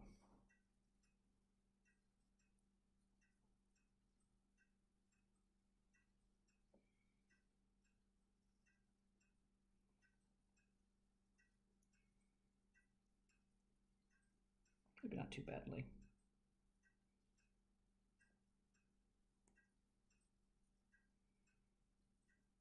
Works for me. Okay. So you can't see there's some tiny stickers on the hip skirts that I had to put in there. So it needs to do the same thing on the back, doesn't look like it. Okay. G4C18. Instead of just blocking an app altogether, you're limited in how many times you can unlock it for the day. And you can even make it so you have to wait a little bit longer every time it unlocks. And this actually works really well for me because I would click to open Twitter and be like, oh wait, I only have a few more unlocks left for the day. Do I really want to waste one now? Nah, I'll save it for later. And then I just never opened it again. Also, this app is free. So if you want to spend $100 on something that has fewer features but is prettier to look at because they have photos of diamonds, go for it. But I would recommend that you don't. I feel like phone games get kind of a bad rap just because the ads are almost always misleading, and there's like lawsuits over microtransactions, and they're used in TikToks, and they're whittling away the attention span of children. Hey, don't look at the TV, look at me. But I think there's actually some real gems out there, and I'm not talking about the Opal gems from yesterday. Ever heard of Golf Odyssey? It's like the Dark Souls of 2D golf games. What's hard about it is you only get 2 chances on every hole, and if you lose on one of them, you have to start all of them all over again, so you basically have to be perfect for 20 straight holes in order to win. and it took me like 3 weeks to finally do that. Retro Bowl, another perfect game. Why would I spend $70 on Madden every year when EA stopped giving a shit about that series like 15 years ago, when I could just play this game for free? In one of my saves, I'm on year 54, my coach is 89 years old, and retirement is not an option for him. Thanks to all the presumed advances in medicine at this point in the future, I can safely force this man to coach my football team until he's just a pile of bones being dragged across the sideline. I'm also really good at this sliding puzzle game.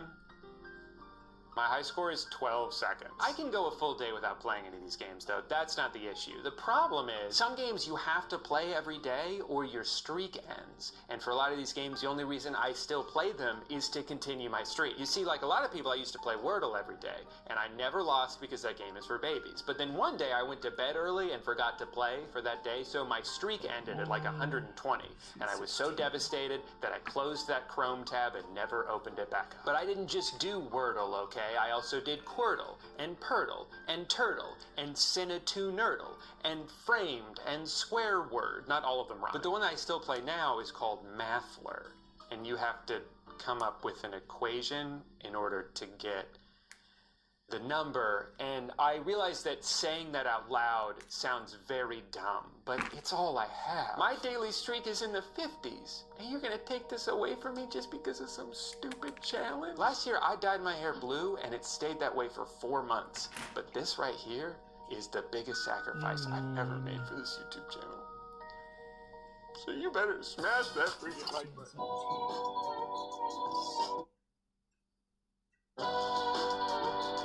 This is gonna be a lot harder than the Netflix one was, because I actually do go on YouTube every day. But I mean, have you ever seen some of the videos on here? They're so wacky. They got comedy videos, informative videos, food videos, videos about food that are comedic and informative. You can watch really cool demos for guitar pedals and be so blown away by how cool it sounds that you decide to spend $300 on the guitar pedal only to realize that you have no fucking clue how to use it. You can save recipes for meals you'll never make. You can watch 3-hour video essays about shows you'll never watch. It's the perfect website. Except for all the bad videos that make it a terrible website. I guess I can avoid it for one day. Let's see what's going on the rest of the internet. How do you even know how old mucus is?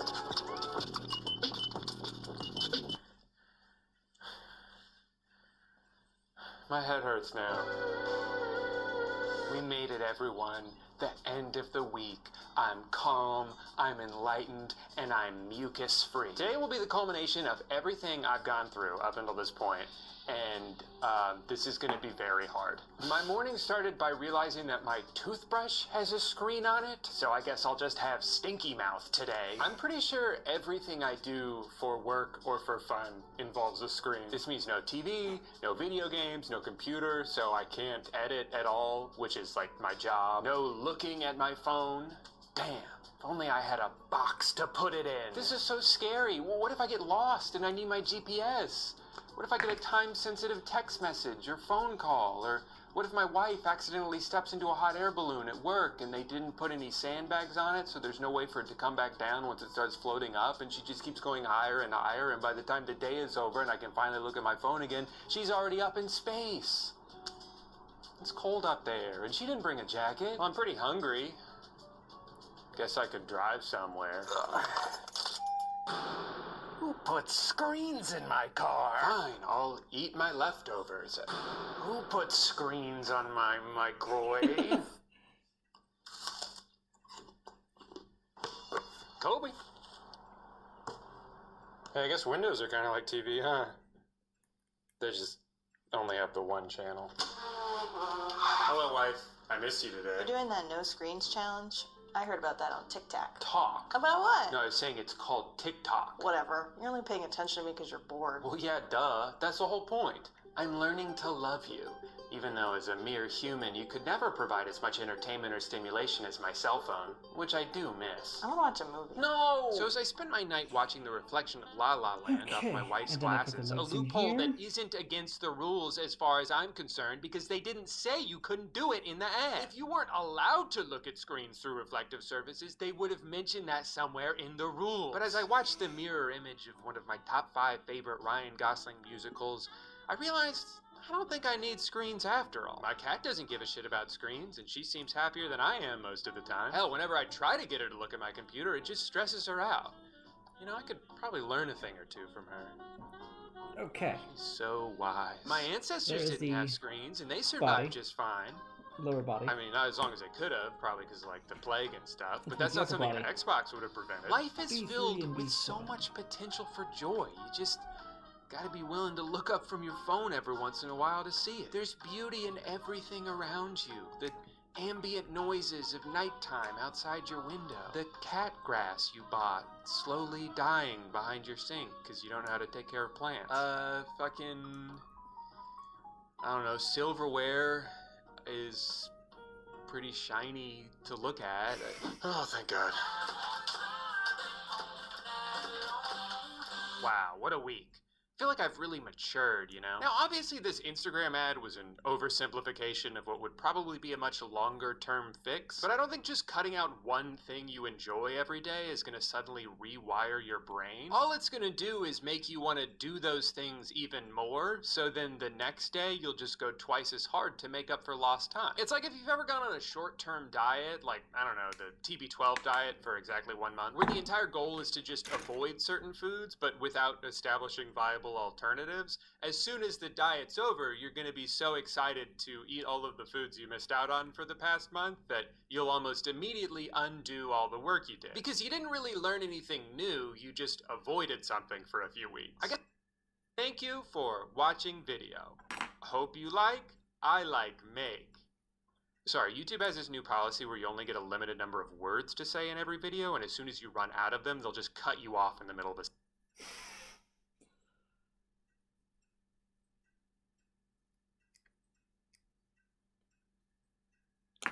Good gag. Good gag, Drew.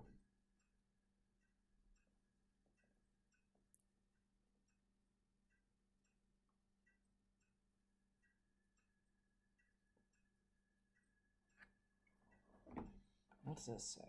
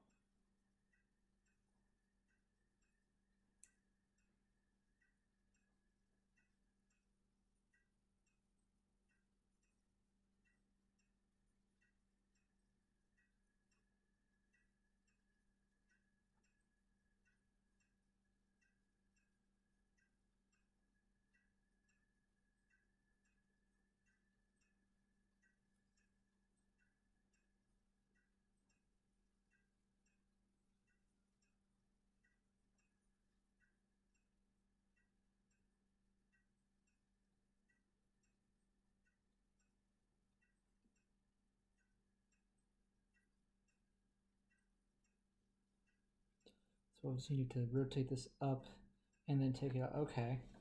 I'll come back to that, I guess. That's curious.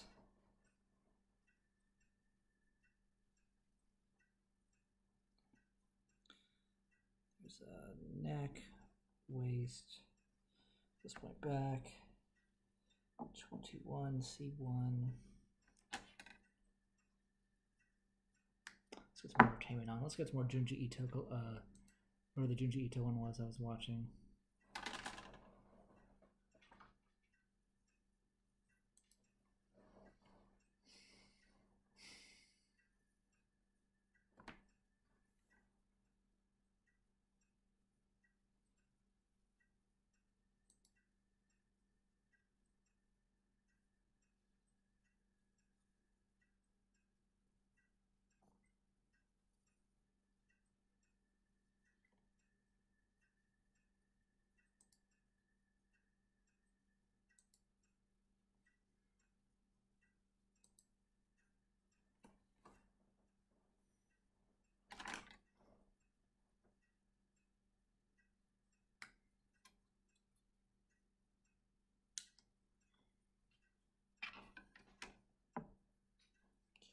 D121.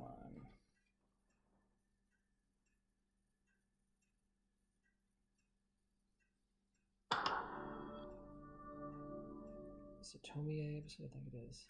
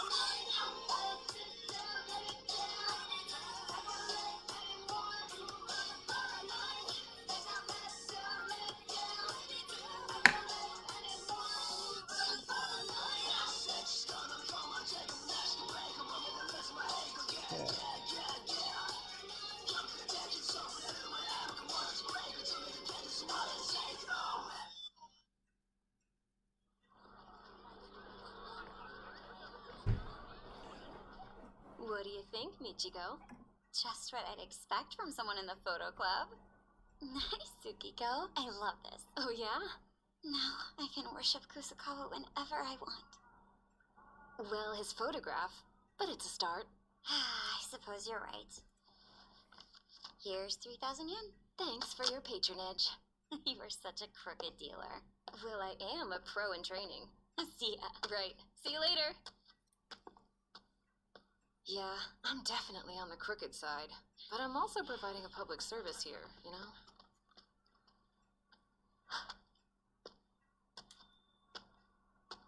It's Yamazaki.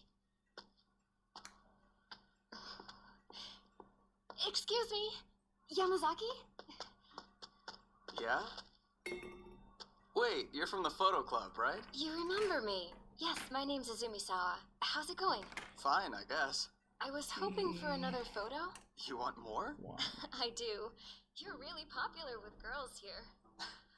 Anything for the photo club, I guess. Should I pose? That'd be great, thanks. You should turn this into a business. I can't do that. This is volunteer work. Then I guess modeling is volunteer work too.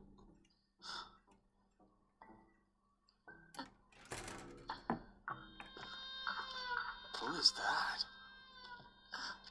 Oh, well, that's Tomie Kawakami. She's on the disciplinary committee. Transferred here recently. That is a Tomie episode. Okay, sticker 4.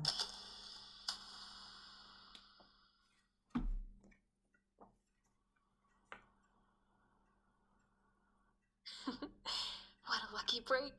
My Yamazaki collection is growing. Let's see. Chio and Ma are buying pics for me tomorrow. Poor Ma. She has the worst taste in guys. What? 10,000 whole yen? Why so expensive? You don't have to buy it. But it's not fair. Ma only paid 5,000 yen for her photo. That's because Ma's subject isn't as popular. Your subject is top tier. That's ridiculous. Just... Excuse me, Miss Izumisawa. Can I help you? I can't see how anyone would think that what you're doing is okay. It seems terrible from a discipline standpoint. How pointless. Shooting and selling boys' photographs on campus. For an unreasonable price, too. What would the teachers say? Hold up, you've got it all wrong. Tsukiko isn't selling anyone pictures, she's simply showing them to me, right? Absolutely. I wouldn't sell them or anything. You can't fool me. I heard all of you talking. Hey, Taichi, take a look inside Miss Izumisawa's bag for me. Right. What? Hold on! What are you doing? Here they are, Miss Tomie. You have a whole bunch of them. I remember this Give those story. back. I took them, they're mine. Sorry, but no. They will be confiscated. Normally, I would report such behavior to a teacher as part of the disciplinary committee. But I'll keep these and let you go for now. Okay. So the arms out. Come on, Taichi, Himata. We're done here.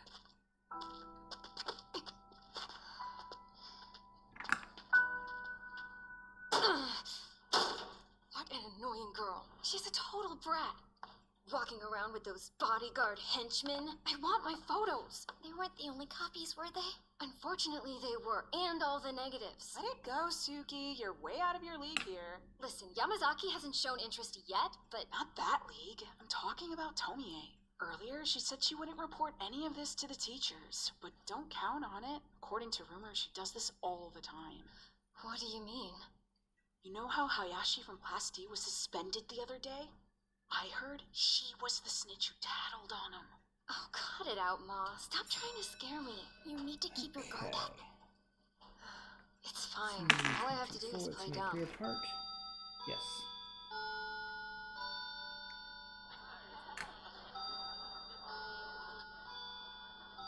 I can't believe that happened. Yeah, what crummy luck, right? As if I didn't have enough to worry about already. Hey, Michiko? If you're asked about it, cover for me, okay? Sure, no problem. I won't let you down. Tsukiko! There's someone here for you! Huh? Yamazaki. Sorry to interrupt your lunch. It's fine.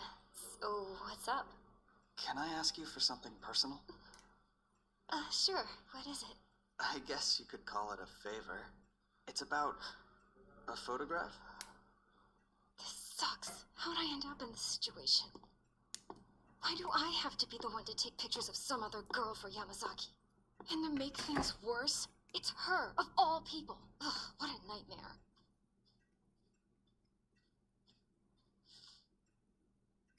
There she is.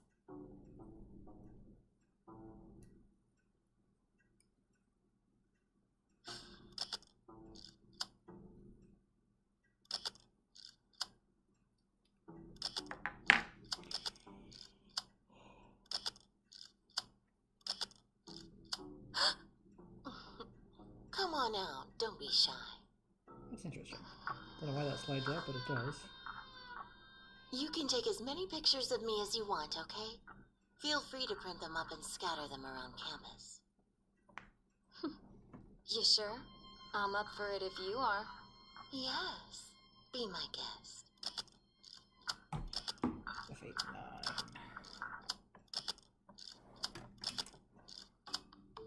Oh, these are great. I must admit, you really are pretty. Just like a model. Step back a little. I'd like to take a full body shot. Hey, I'm allowing you to take the photographs, so you should be the one to step back. Right, true. Tell me, Miss Izumi-sawa, how much will one of my photos sell for? Well, let's see. There are boys out there who'd likely pay over 100,000 yen for one. Izumi-sawa? Mr. Tani, What a sad state of affairs this is. How disappointing to find out the photo club is selling pictures for a profit. No, sir, you've got it all wrong. Got caught red-handed. All right, fine. I admit it, and I'll resign from the club as my punishment. Feel free to suspend or expel me if that's not enough.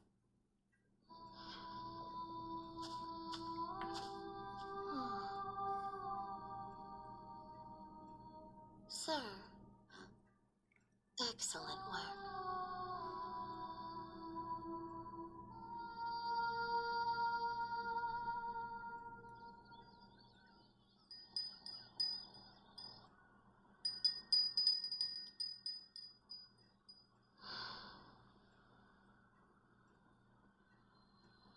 I do not remember this one. Yamazaki can't possibly be in on this. Tsukiko! Yeah, Mom, what is it? I got those photos you asked me to pick up. Where'd you put them? On top of the table over there. Thanks. Is this detailed in the notes anywhere? Why this does this?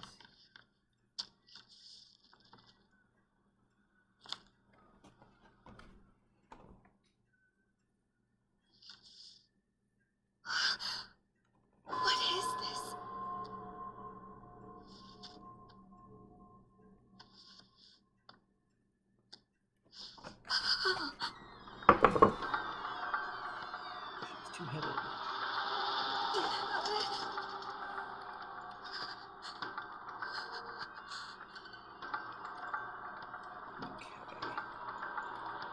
1912.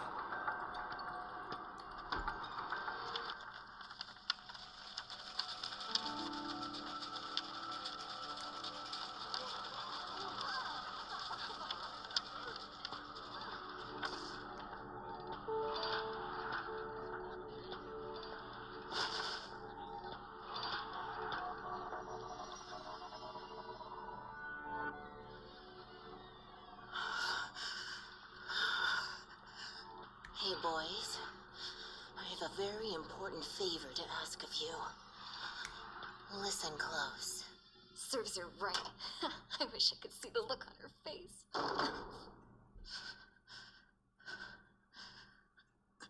Yamazaki? Listen, Izumisawa. You need to hide somewhere. Come on. Wait, what's going on? Some people are coming after you. After me? Why? It's the guys in the disciplinary committee. I overheard them talking with Tomie earlier. Her body was trembling from anger. They were making plans to murder you. I thought they were joking at first, but they're completely serious. They're coming to find you and kill you.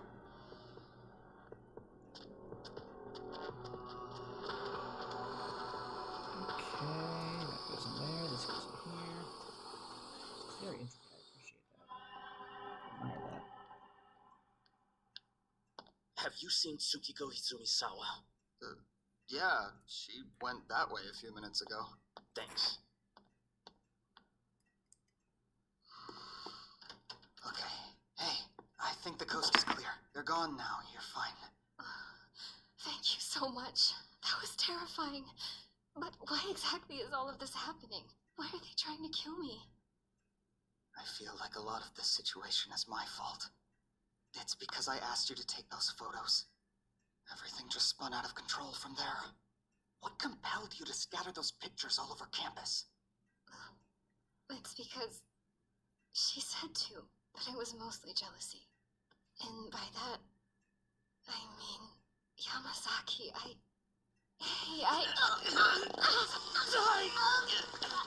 Please forgive me. It was Tomie. She trembled when she looked me in the eye and asked me to kill you. I'll do anything for her. Anything. You're not my type.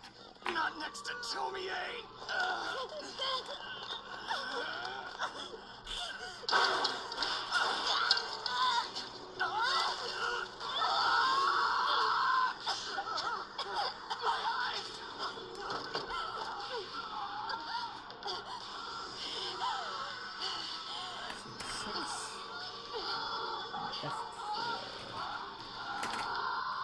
Neck joint. Tsukiko, where have you been? I got a call about your suspension. Answer me! You really are hopeless, you know that? Your father's gonna hear all about this young lady. When he gets back from his trip, he'll have some words for you. I'm leaving. I'll be with your father till we return end of this week.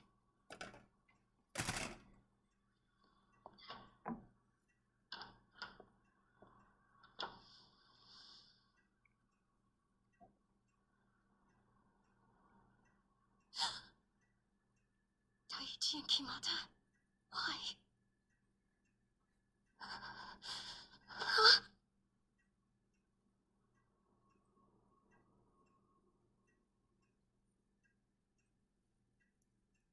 Tsukiko, you and I should talk. To kill you? Who said such a thing? Ridiculous. Yamazaki. He said it, then tried to choke me to death. He's under your spell. Oh, please, I'm not a witch. Besides, I don't know anyone named Yamazaki. This sounds like one big misunderstanding.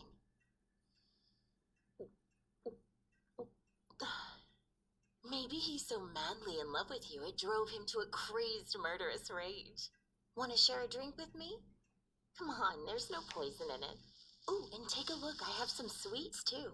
I brought all of this as a peace offering and to apologize for how you got suspended. Want some? I never dreamed this could happen from letting you take photos of me. Who'd have predicted a teacher would be standing behind you? Coincidences are scary. Coincidence, huh? Maybe a well-orchestrated one.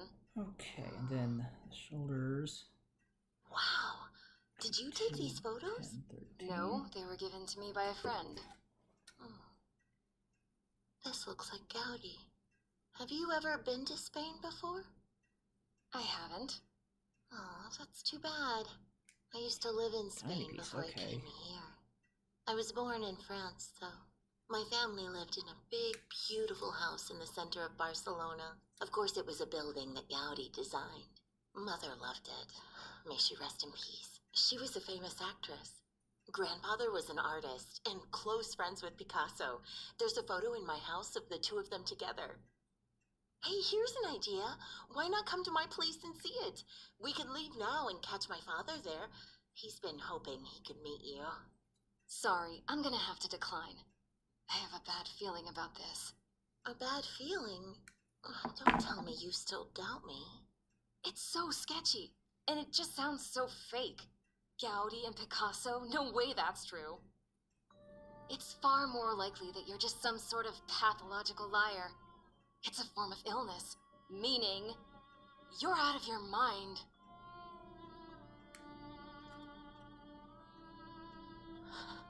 Did you just say I have some form of illness?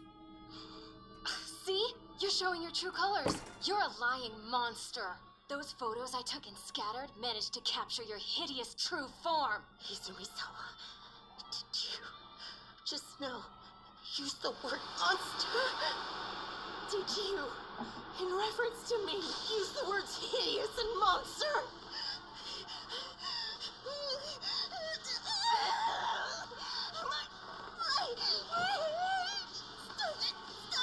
Stop it! You're not getting away with this! Give it a rest. This is all just for show.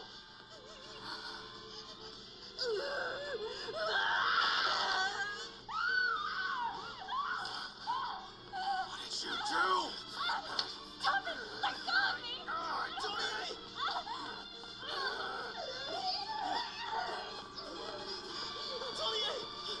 What's the matter? Hey, what's wrong? Don't look at me! Page go on second head.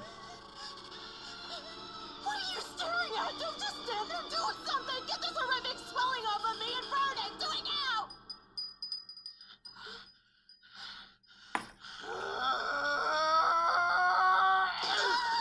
Easy, that hurts me!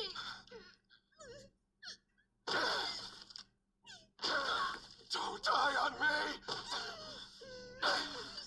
Please, Tomie, stay strong.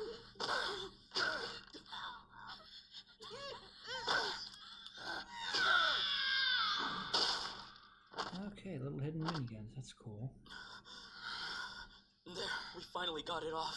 Hey, you okay? We got the swelling off, just like you asked us to, Tomie. Miss Tomie is headless now.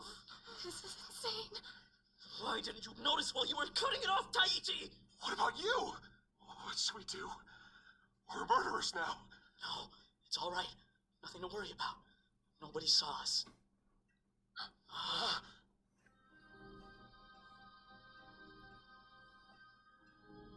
Hey, Izumisawa, why are you pretending to be asleep? Stop screwing around. You saw everything that happened, didn't you?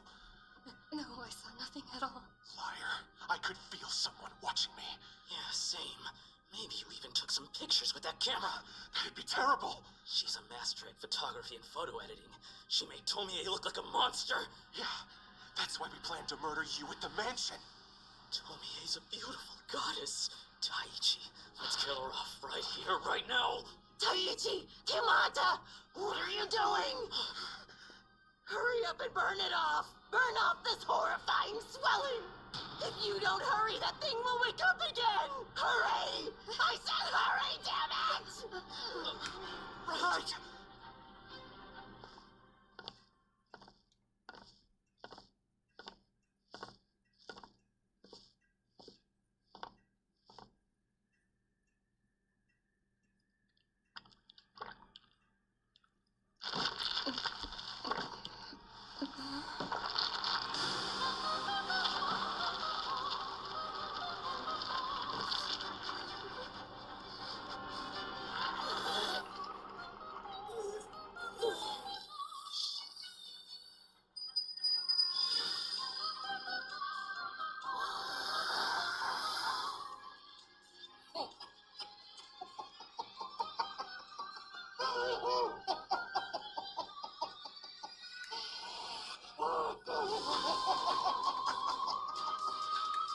Right, so the idea is she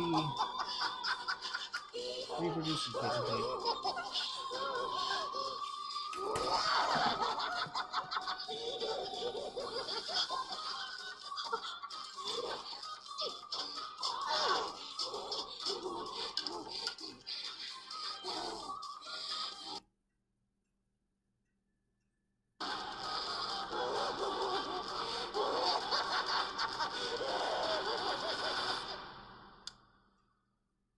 I don't know what was a dream or what was real, but I should clean things up either way.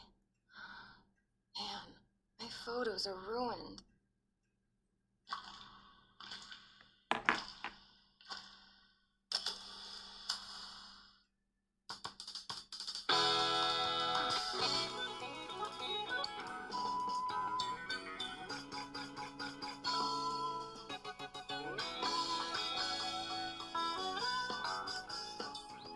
Okay, and that's the second shoulder gun. I'm gonna attach this onto the waist.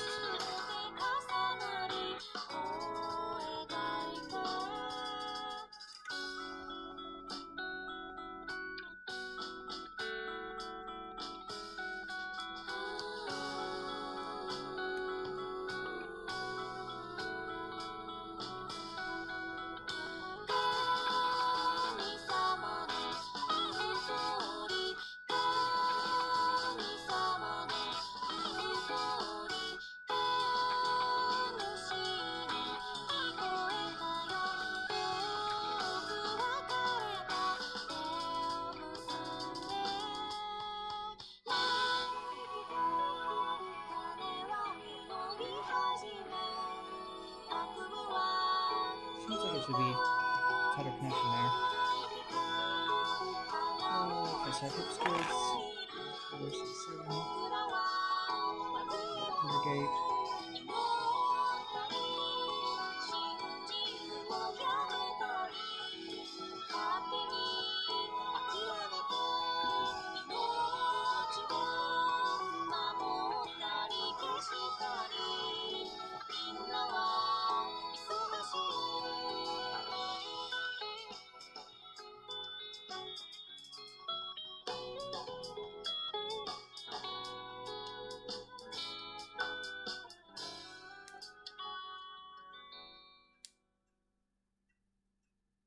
Oh, it appears the insects are starting to argue with one another.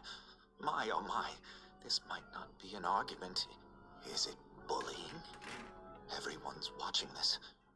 It's better if you stopped. I'm watching as well with my very own eyes. Oh, the ink. It's no longer coming out. I need more red ink.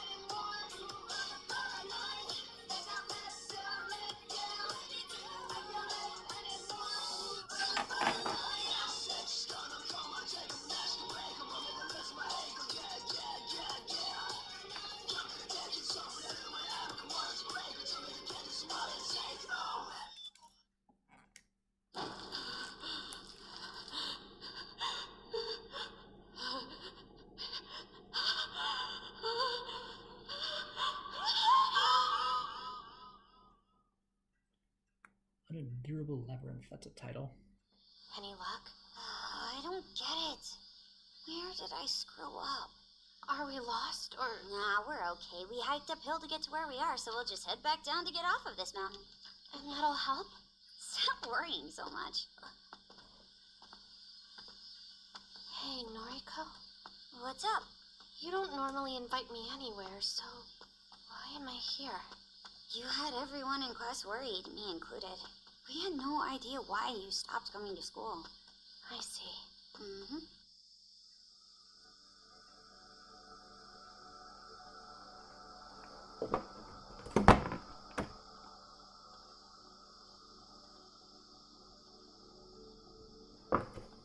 Super creepy Buddha, check. I had no idea this was out here. Hey, Sayako, look there. Huh? Are those monks in training? Hey, sorry to bother you, but we've got a question and would love some help.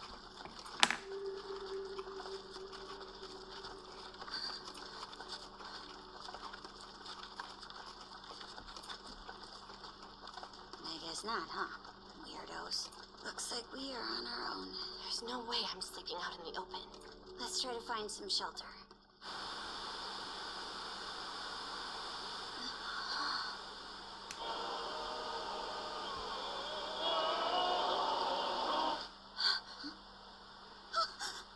Those are devotees currently in training. Didn't mean to startle you. You two are lost, I take it? Oh, yeah, we are. I'm not surprised. Our sanctuary has been closed off from the outside world for a long time. It's quite hard to find and enter, and also very difficult to leave. Oh. People like yourselves manage to wander in every so often. It's dangerous to leave the mountains so late in the day. You are more than welcome to spend the night at our temple for this evening. So, which sect does this temple belong to exactly? Our doctrines stem from esoteric Buddhism, but they are unique to us. So, that make this a new religion? We've been around too long to be considered a new religion. We have over 1 million devotees who all train quite passionately. We recently started accepting those who are not devotees for spiritual cultivation. If you hone your focus here, you'll surely become healthy. How about it? Why don't you stay here and meditate with us for a few days? Oh, thank you, but I feel like we're already pretty healthy head to toe. Learning never stops. How about you, then? There's no real harm in trying it out, right, Noriko? For real?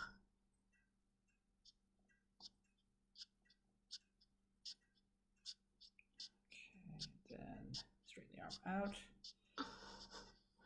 You know, Sayako is pretty awesome. She's beautiful and so academic. True, but I feel like she has a terrible personality.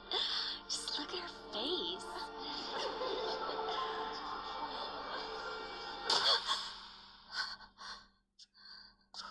Well, I'm awake now. You're Sayako and Noriko, am I right? I'm your new roommate. Man, that's so My cool. name's Aya Kuramoto. Nice to meet you. Likewise. What's your reason for cultivation, Miss Kuramoto? Me? I came here to cure my anthropophobia. Okay, pull the hand. That's what I off for told them, now. but I'm really here to look for my eldest brother. Your brother's missing? He joined this religious order 5 years ago, and no one's heard from him since then. I thought he'd be here, so I've looked for him while pretending to take part in their teachings. But I can't find him. Something tells me that you're suffering from conflict within your head and heart. Hesitation is agony. If you absolve it, peace will arrive at both of those places. Join our religious order. That way you'll have no more hesitations.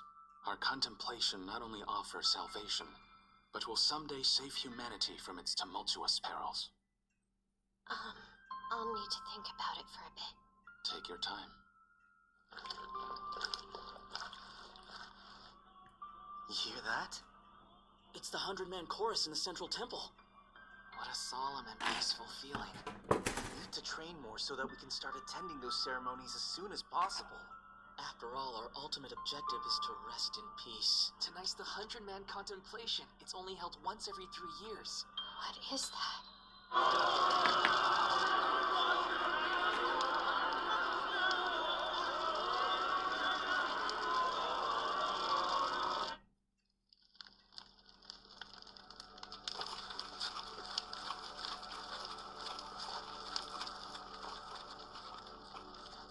You weren't kidding.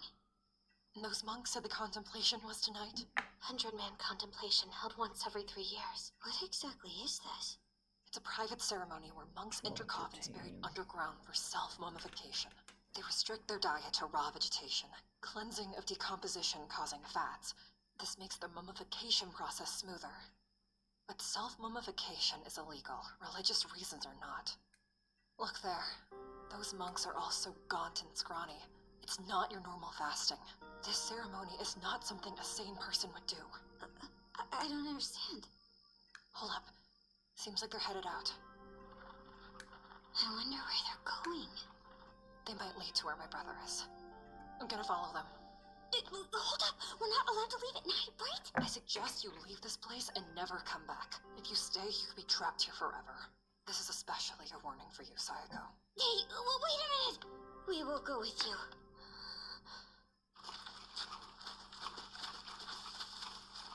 What if we get bit by a pig viper out here? Let's go.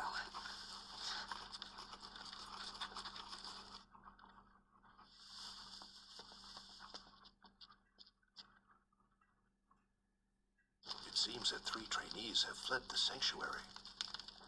That is their choice to make. By doing so, they willingly walk the path of hesitation for the rest of their lives in the mundane world. So many people. Where'd they go? What is it? Looks like they ditched their torches and extinguished them here.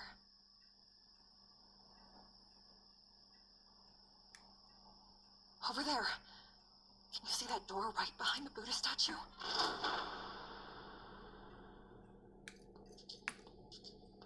It's so cold. This hallway's getting narrower. Is this really safe? It might be dangerous. What if we run out of oxygen? Give me a break! You two decided to tag along. I didn't make you. You don't have to yell. Why don't you just go back? Don't say that. Hold up. Keep it down. What's wrong? What is that? Over there.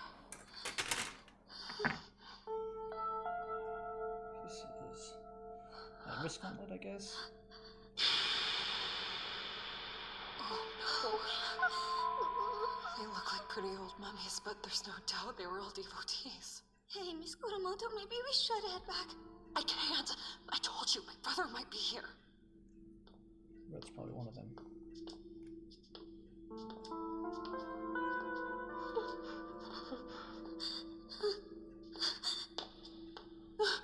Big brother! I finally found you. Though seeing you this way just breaks my heart. Listen, I need to stay here for a little while.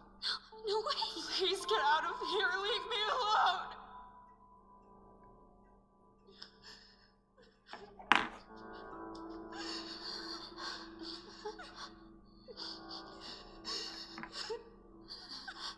Noriko, let's hurry up and leave. I can't take it anymore. Sayako, believe me, I want out of here as fast as possible, but making that happen, no, that's a problem. This place is a maze with no markers.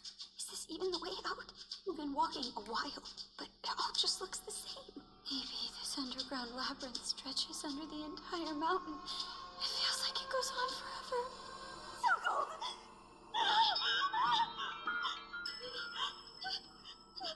Noriko, help me! I can't take it anymore! Sayako, this isn't the place to break down. Pull yourself together, I beg you! I can't. Those gazes. I can't handle it. Everyone's looking at me. What are you talking about? Everyone is dead down here. This must be divine punishment. Retribution for leaving Miss Kuramoto. I'm a terrible person. You're not making sense. The mummies, they're looking at me. Come on, don't be ridiculous. Mummies can't stare at you. They don't even have eyes anymore. It's all in your head. Turn around and take a look.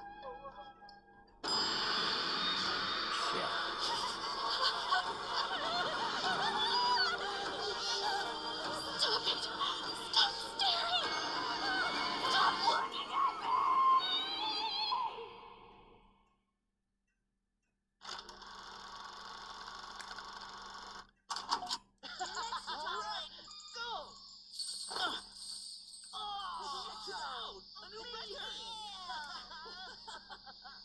Hey, check it out. Kuriko's back again. She's checking you out. She's totally got the hots for you. Why don't you go play with her? Whatever, idiot. Give me a break, you guys. Hey, Kuriko, you should head home. That's enough. Stop it. Hi there, are you here alone?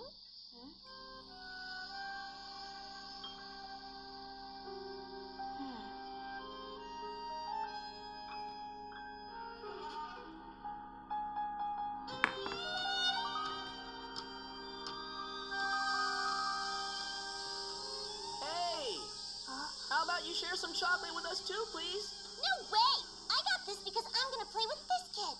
We're gonna play together and have so much fun. What's your name, anyway? Oh yeah, I never said it. My name's No. It's very nice to meet you. Yeah, same, No. Since when is this park a playground for girls and babies? They're ruining it for the rest of us. Come on. Let's get some of our own chocolate. You guys are all kids, too. Huh. Looks like the swings are empty. Let's go play on them now. Hey, big sis. Look, the swings are open again. Let's go play on them. Come on, big sis. Let's go play. Sorry, I can't today. No, don't be like that. Now wants to play with you.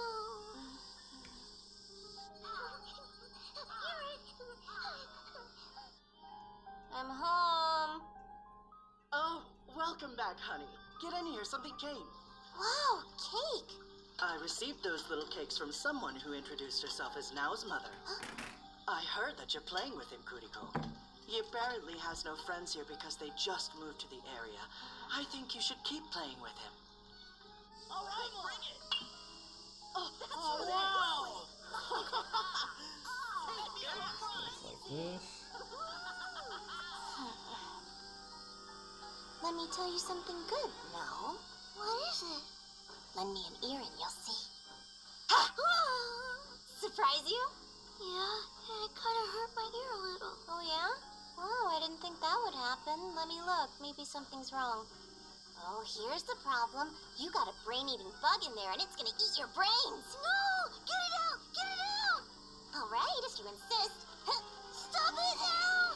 You're hurting me!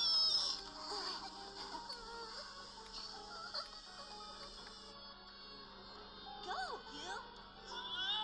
Holy crap. Hi, big sis.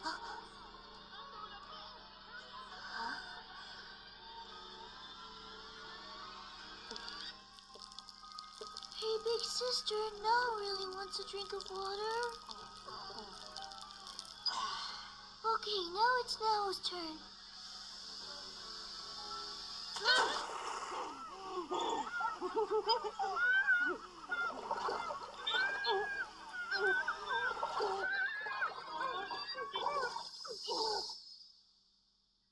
She just fucking drowning?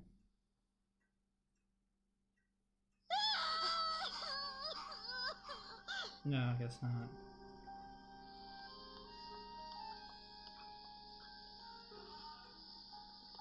Wanna have a sword battle? Sure. Get ready.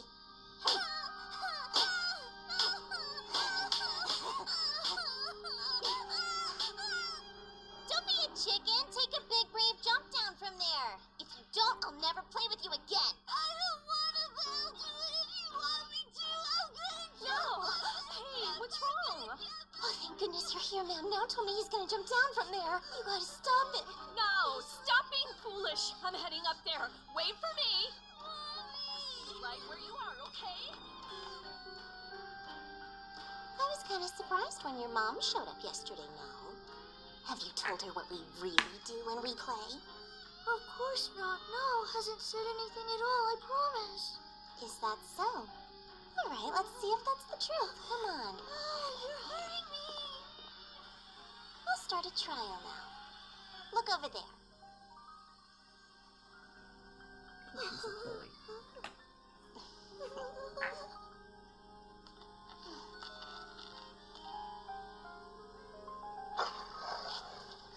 Go get the ball. If you're innocent, Orko won't bite. I don't know, big sis. He seems mad. I can't. I'm too scared. Hurry up and get it.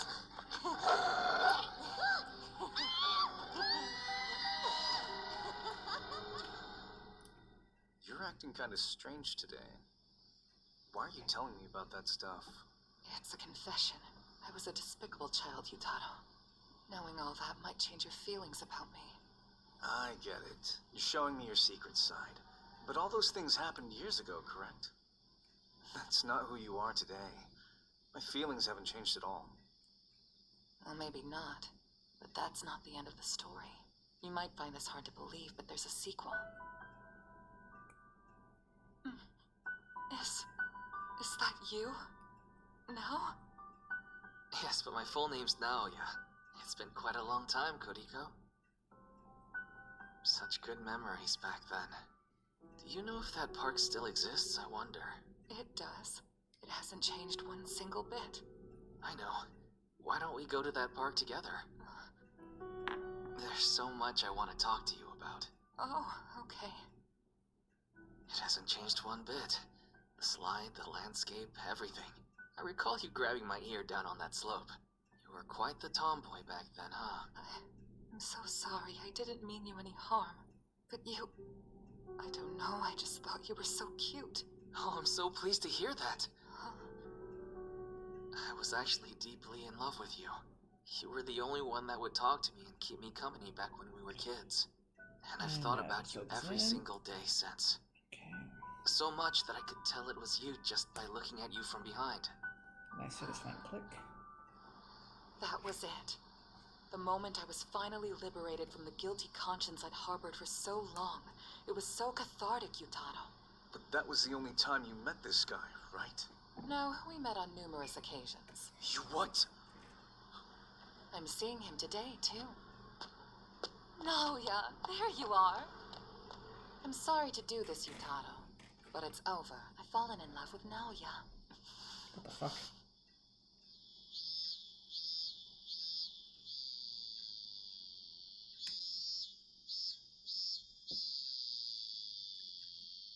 No, Mom. I have no intention of leaving this apartment. I'm sure Naoya will be back here eventually. And don't worry, I can raise Hiroshi all on my own. No problem. Mommy, I'm so hungry. When are we having dinner? In a little while. But Mommy, I'm hungry now. Hiroshi, enough. Be a good boy. Mommy.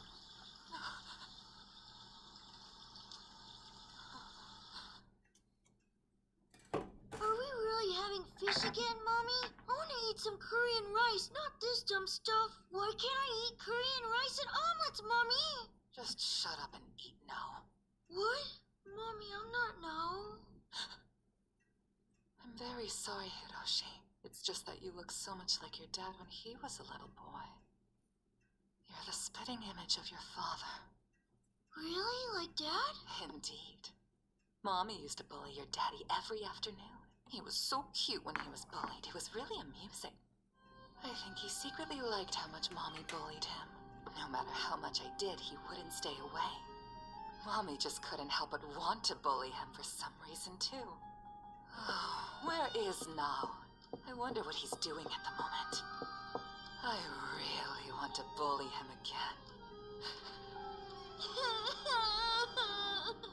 Mommy pulled on my ear! So that's what it was, Naoya. You'd planned your revenge against me from the beginning, didn't you? How long do you plan to keep crying? Little boys need to be tougher than that now. Stop it! That's not my name! You really are a terrible child, showing up knowing I only want to play with Yutaro. You're only here to get in my way. Well, fine then, I'll play with you. We'll go to the park right now and play. But Mommy, it's nighttime already. Night makes it all the more convenient for me.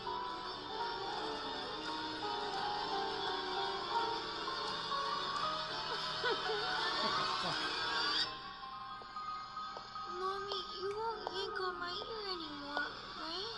I promise. I won't do anything. Nothing at all.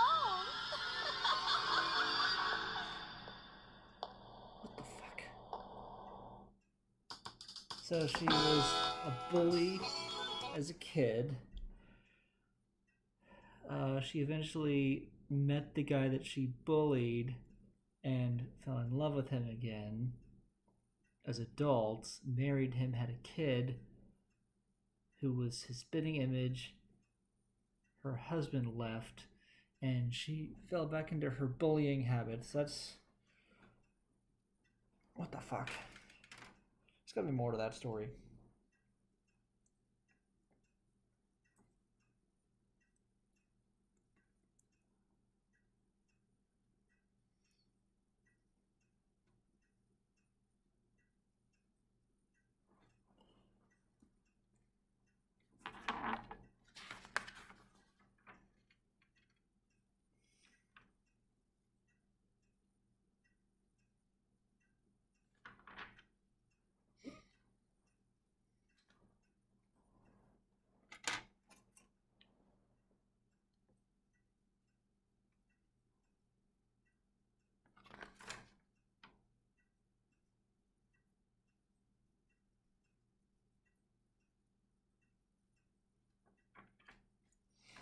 Does that indicate that it's a guide for unused parts?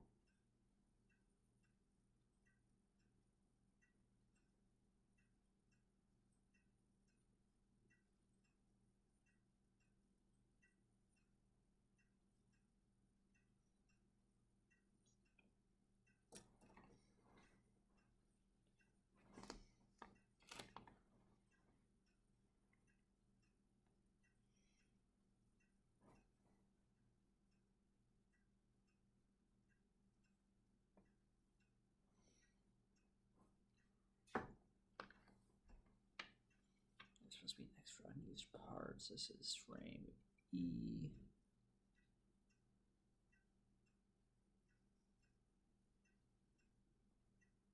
It doesn't say they're not used. Actually, it doesn't say any of these aren't used. Oh, okay, so some parts on D that aren't used. D 11 and 12.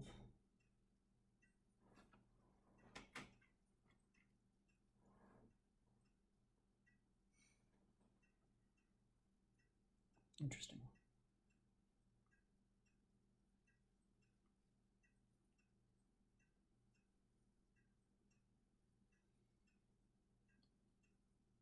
Okay, whatever.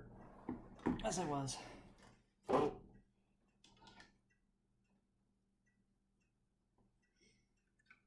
That's because it's... I see.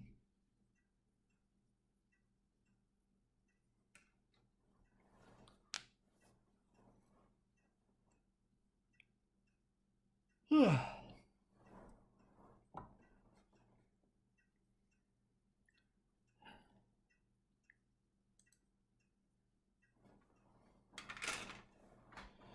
me see. Look that one up.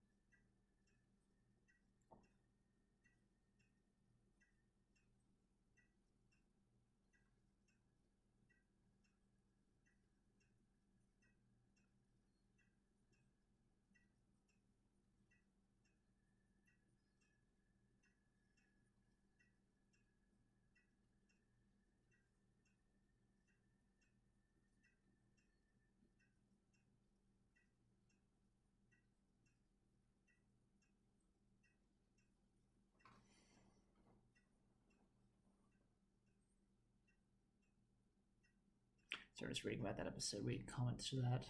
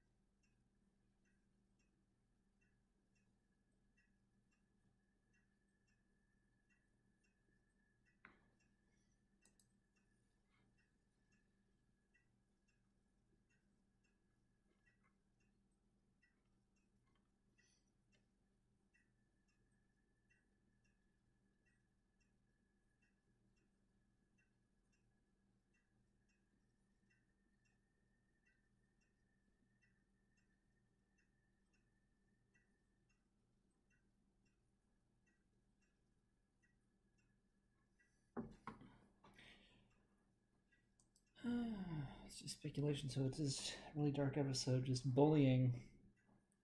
The husband leaves her basically as revenge for her bullying as a child, and she ends up repeating the cycle. That's fuck.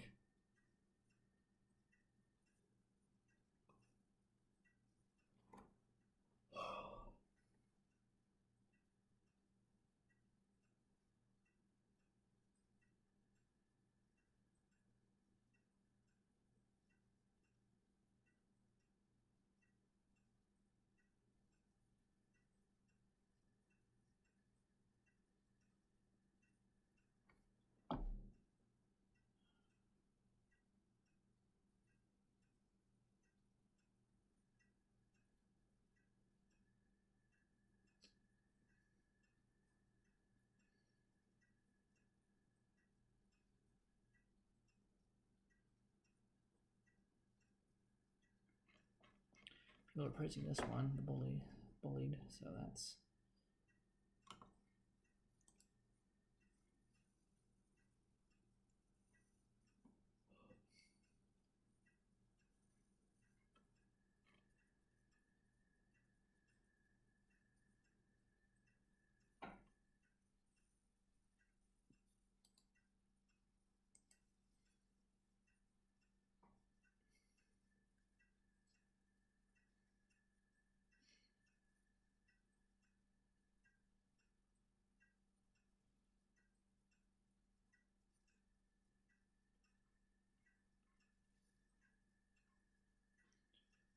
Alright, back to it.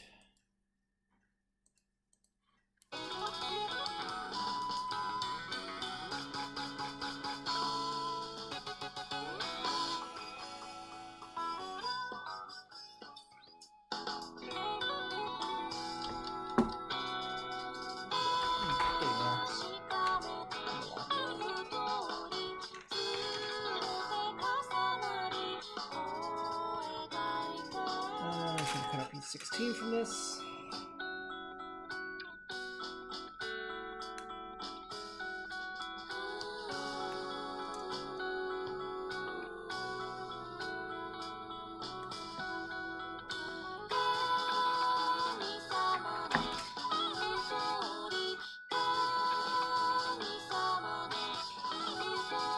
Hand.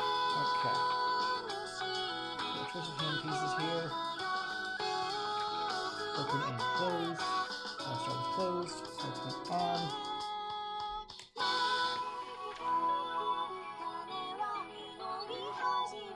Push. Ishida, roll again. Test out the articulation, I guess.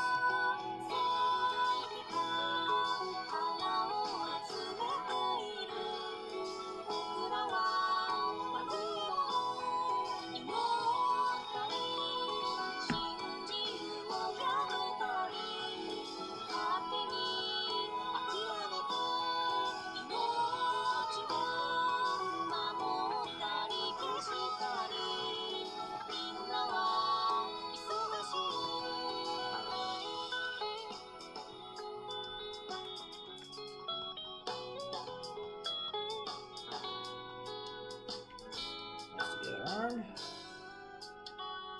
I see what articulated hands. That's neat. Oh, it seems there's quite a bit more ink. But I'm running out of paper. Oh, there's paper over in the other room, isn't there? Is it possible to get there? Yes, but to do so I must traverse this twisted back alley. The spot where the ink stopped flowing is white, hard, and pointed now. If I dig with that, maybe I can bore a hole. Not sure what these preview narrations are about. Don't seem to directly correspond to the next story.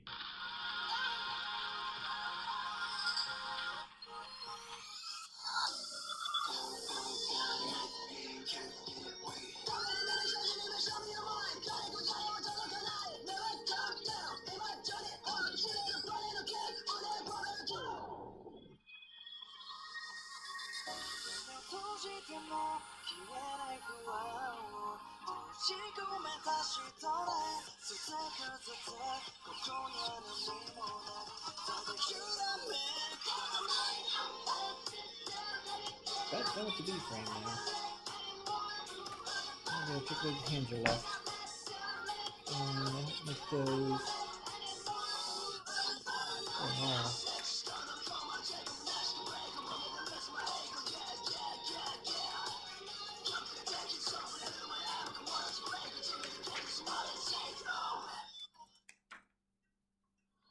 Thank you so much once again for coming, Ishida. Lately, it seems students prefer living in condos and apartments, so I wasn't sure if people would want to stay in a board house like this one. It's a well-kept room. My only daughter Shinobu has been using it until now. Oh, I didn't force her out, did I? Oh no, not at all. The room started as a room for boarders. She's staying in another room right now. Remember, your boarding includes breakfast and dinner, so please join us every morning and evening. Right, sure. Also, I head out to work each weekday, so I apologize in advance, but dinner may be late every so often. No worries, that's fine. The rest of my belongings will arrive tomorrow. Sounds good.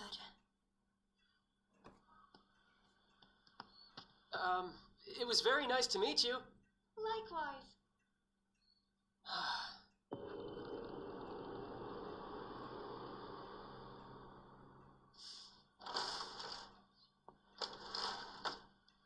I'm gonna walk around a bit.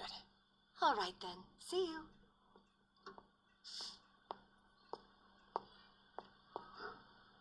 That fence is super tall.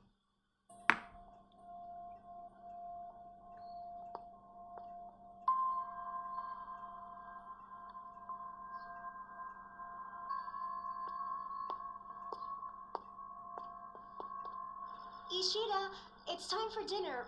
Come on down. Hey, thanks. Of course. You can sit over there. Great, thank you.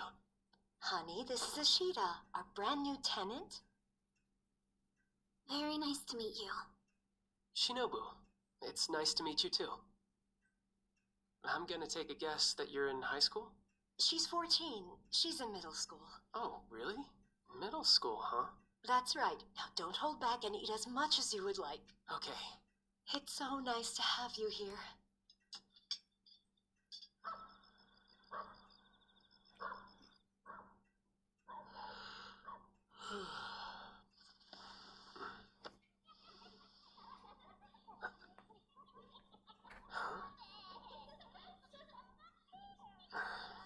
It's too late for playtime.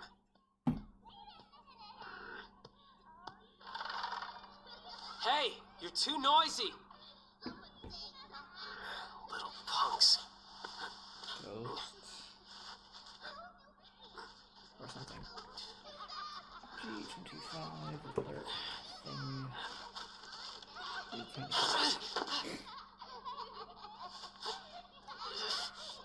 That was a close one. Hey, shut up already!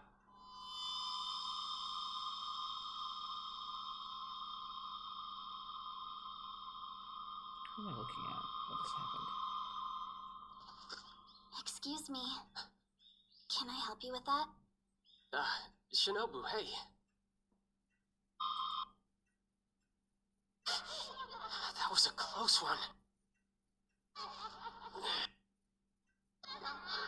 Little punks.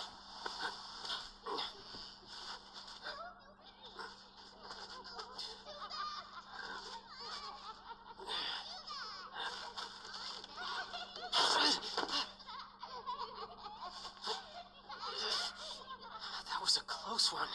Hey, shut up already! Okay, so he climbs to the alleyway and sees there's nobody down there. Okay. Excuse me. Can I help you with that? Shinobu, hey. You surprised me. There isn't much to help with, so I think I'll be okay. Thanks a lot. This bookshelf. It used to be mine, you know. Yes, I'd heard that. Oh, I should tell you, something weird happened last night. I heard the voices of children playing on the other side of this wall. It sounded like they were in that alleyway over there, surrounded by a fence.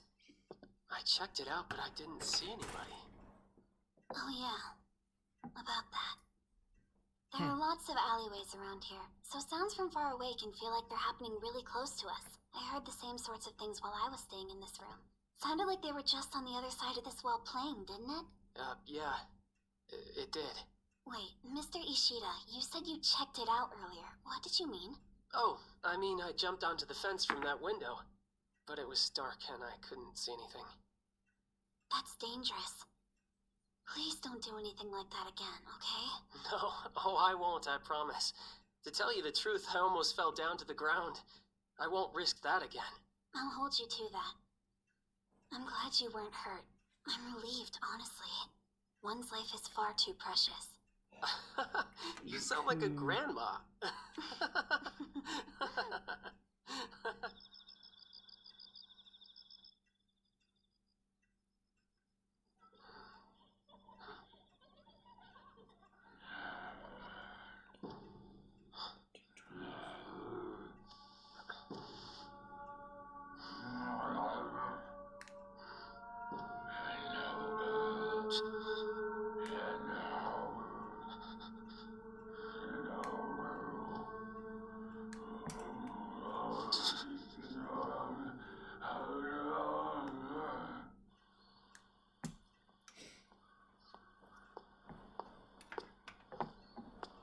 Excuse me. You're currently boarding in the second floor of Mrs. Uchiyama's place, aren't you? Yeah, that's right. There's something I need to tell you. Do you have a moment? Okay, who are you exactly? Right. I was a boarder in that room about 10 years ago. And what do you want to talk about? I tried to stay quiet about this, but I just can't do it anymore. The memories play over and over in my head. I have nightmares about it every single night. I presume you're familiar with that tall, narrow fence that's right next to the house? You had to have seen it. The one with the barbed wire? That's it. From everything I've discovered, a murder took place on the other side of it. What? A murder? In a corner of that closed-off alley is an iron lid that leads to an underground area. I opened that lid and found the rotting corpses of 3 children down below. Are you serious? And on that alley wall just behind the lid were 3 stains in the shape of children. Each night when the sun goes down, the stains, they escape from the wall. You can see and hear them running around playing together. Every night I'd watch it all happen from my window and tremble in fear. I don't know what your deal is, but if this is a joke, it isn't funny. You were just having a bad dream. I wish it was a bad dream, but it's not. These horrifying memories are ingrained in my mind. I don't know. I mean, there aren't any windows in that room with a view of the alley anyway. That's not possible. I swear I saw it. There's a window there, I'm sure of it. Please inspect the room closely. I'm in no mood to entertain any of your delusions. That guy was completely off his rocker.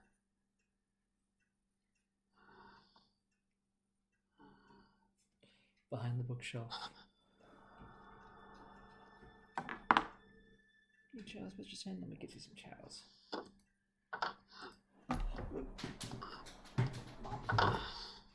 So... Be right back.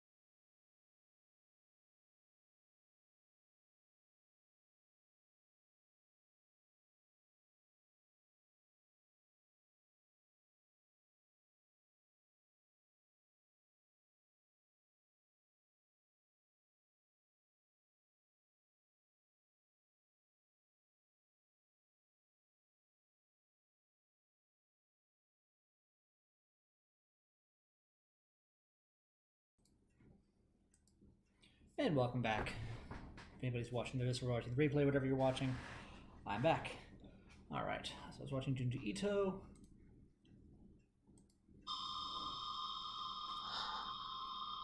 But...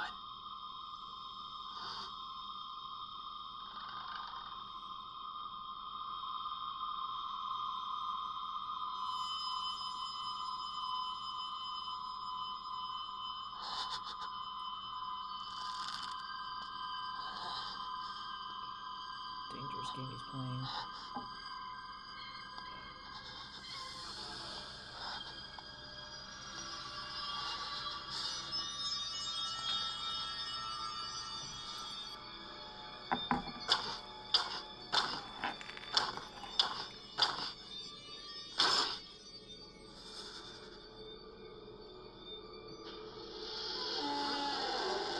Oh, so it's two of those, okay.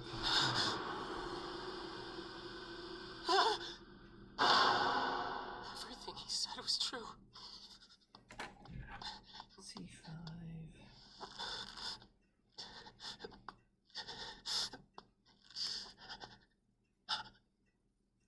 C8, C22.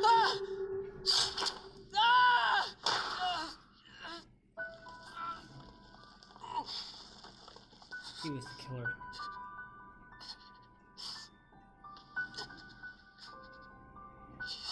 Shinobu? So you found the hidden window. Man, you are nosy. Those corpses down there. Did you kill them? When I was little, I decided to trap 3 mean bullies in a hole because they were hogging that alleyway as if it was their own personal property. You see, this wasn't just some old alleyway to me, it was a special playground. One just for me. About a week after I trapped them inside, the shadows of those same 3 bullies appeared on the wall. I thought, oh, I guess they must have died. Later on, my dad happened to take a look down inside that hole and found the 3 corpses. He must have realized pretty quickly that I was the one that did it, because he put up that tall fence to this area almost immediately. After that, we couldn't keep new boarders around. They all freaked out and left this place right away. It's because those bullies come out of the wall to yell and play at night. That's why this became my room. So years later, once again, this alleyway became my space that only I can enter. Not long after, I invited over 2 classmates I hated and killed them. Then my nagging dad, too. But each one of them is so persistent. Everyone who dies in this alleyway shows up as stains on the wall, and they sneak out of those spots each night to throw curses up at me. They're discussing various plans on how to go about dragging me down there. Too bad. I make it a point to never go into the alley at night, so those apparitions will never catch me. I have to admit, watching those specters get really frustrated is quite entertaining for me. So when Mom said she was going to start looking for boarders again, I was obviously against it. Mr. Ishida? I guess the poor guy passed out.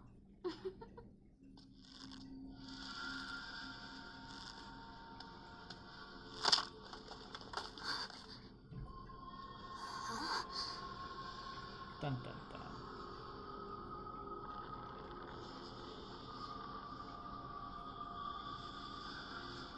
Ooh.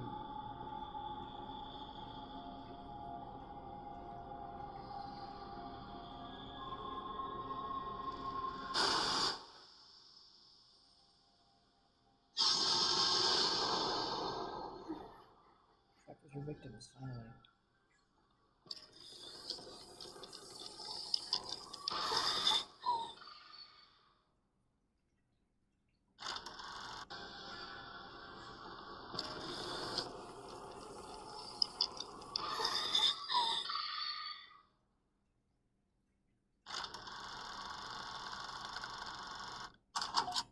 Rumi, would you mind heading home without me? I want to stay and help out our teacher. But it's time for us to leave campus. She's right. You really should be going, Shimada. Your parents will be worried about you. Nah, it'll be fine, sir. My parents are on vacation right now. Besides, what will you do if you don't finish up in time for your exhibition? I can find a way to manage on my own from here. You don't have many days left, sir. As an art club member, I want to help and do my part. All right, fine. Thank you. Wow, you have an art exhibition coming up, Mr. Okabe? How wonderful. I haven't seen work like yours anywhere. These headless statues are unique. Thank you. The theme I'm going for is that by getting rid of faces, you can create infinite possibilities. You don't need faces for art. Human faces express such an abundance of various emotions. But look at all the faces drawn on famous paintings of past and present. Most have no emotion, or no more than a faint smile. If that's the case, then why don't we simply get rid of faces altogether? The only face you need is the one at the bottom of your glass. Oh, wow. What a concept, sir. Sounds like an artist. Well, I do fancy myself an artist. Who knows? Maybe someday I will make a statue with a head. What was the title? I missed it. Well, I do fancy myself an artist. Who knows? Maybe someday I will make a statue with a head. Headless statue, huh? Straightforward enough.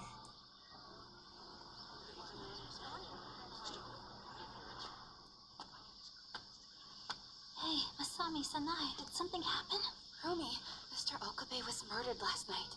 What did you say? It's just awful. One of the third years found him in the art room this morning, and he was missing. Missing his head. No way. The rest of his body was found lying in the art room, but the head was gone. All right, Shimada, I'll be going home now. Bye. Oh, hold on a second. Please don't tell anyone that I'll be staying late on campus, okay? I won't. See you later. Rumi? Hey, Rumi, you okay? Yeah. Have either of you seen Shimada? Not today, not yet. Is he late? Maybe. Let's put that.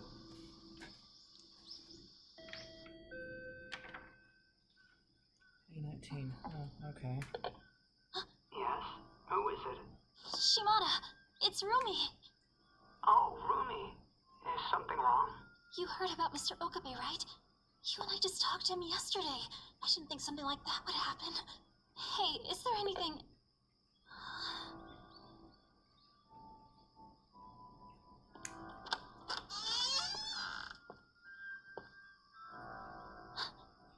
Shimada, what? Rumi, you don't think I'm the murderer, do you? No way, that's not why I'm stopping by here. You're acting strange. Strange? Everyone becomes strange if they fall in love. Rumi, you're so beautiful. What's come over you? I'm what? I confess that I've always eagerly awaited your presence over in the art room.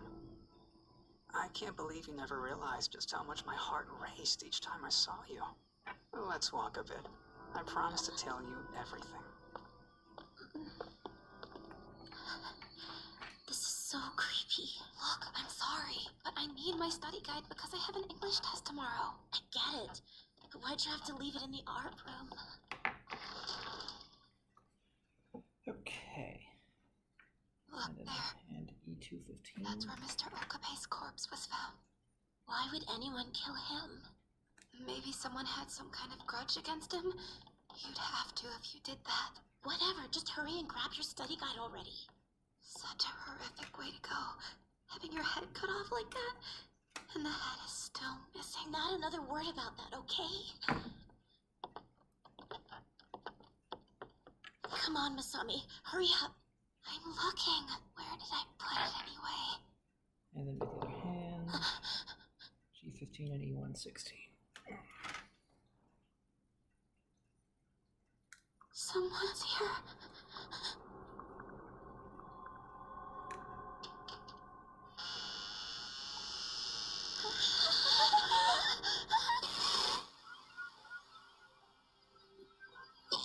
Mr. Okabe!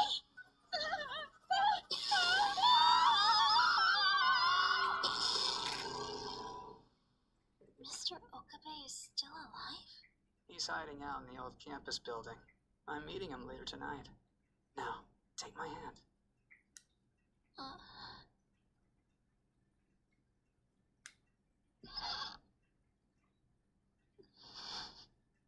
Shimada, where's Mr. Okabe?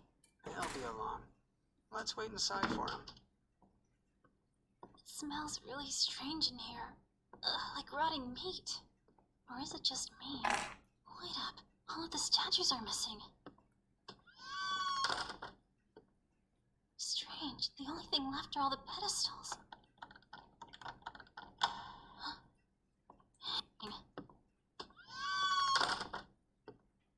Strange. The only thing left are all the pedestals. And one of them has a head. And I'm going to Hey, take why a did you guess lock whose the head door? that is.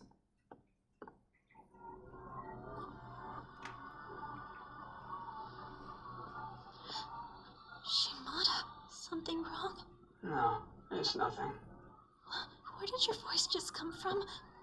Where is he? What happened to Mr. Okabe? Tell me. He's right there. He's been here.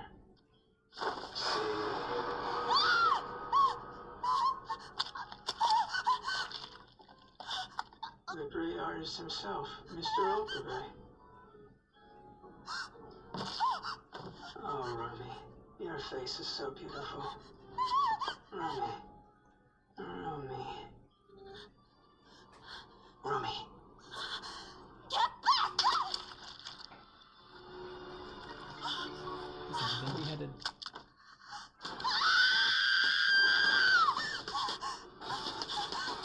Pause this for a minute so I can focus on what I'm doing here.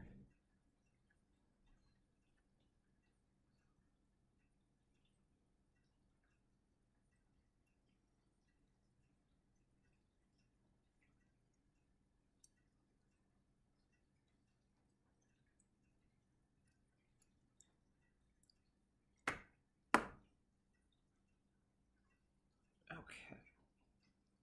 It's a butterfly joint.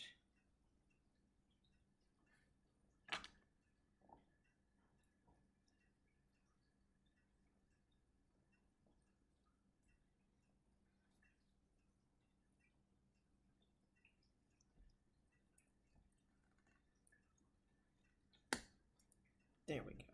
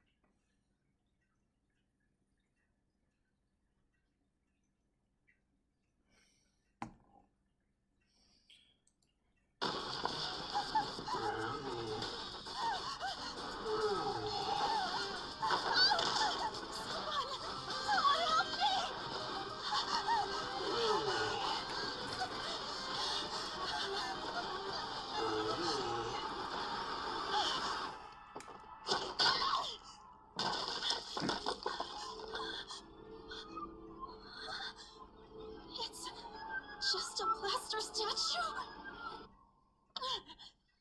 It won't open. Why won't it open? Please just open.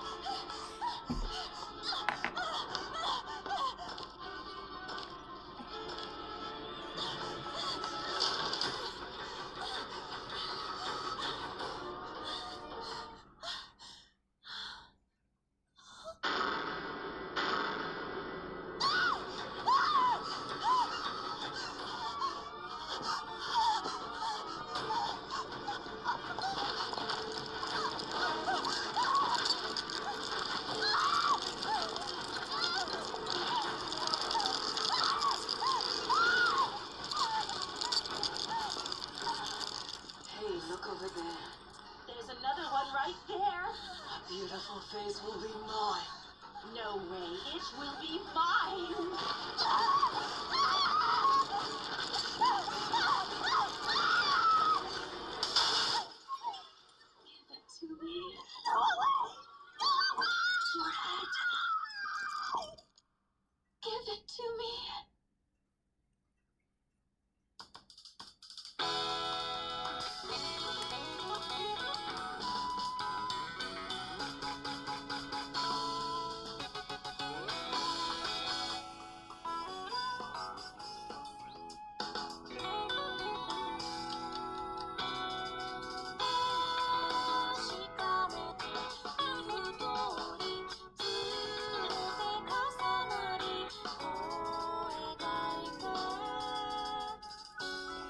in the shoulder pad right now. Should be in prime.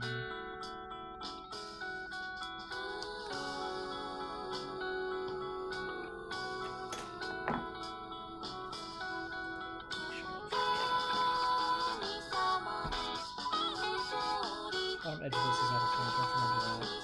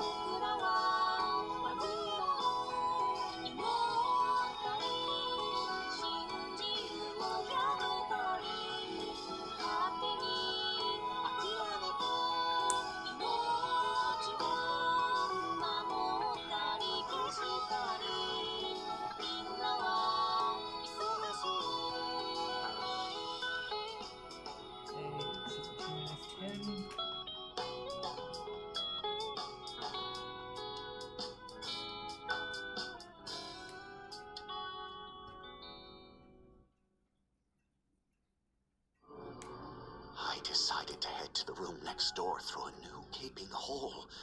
The insects were whispering, and that made me realize, what a fool I've been.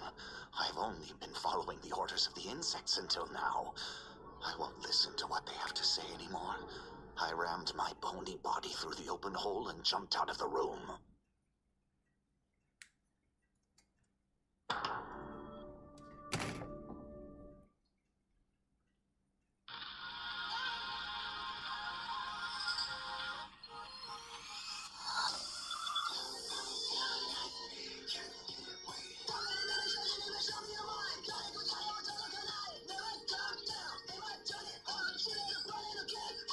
Oh, lows in the shoulder. I'm impressed.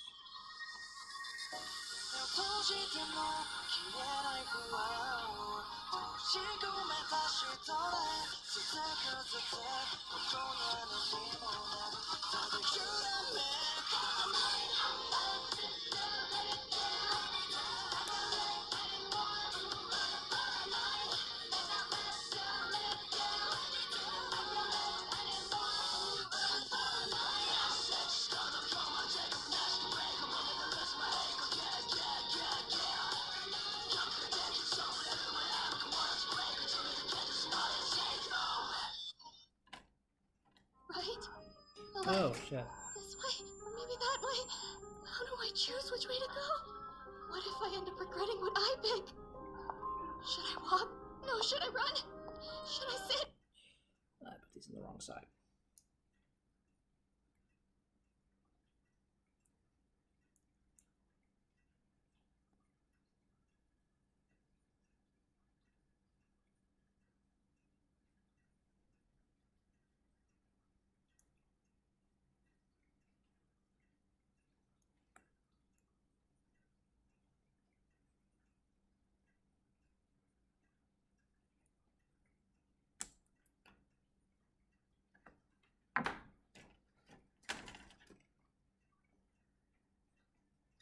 I failed to notice the difference between the sides. That is my fault.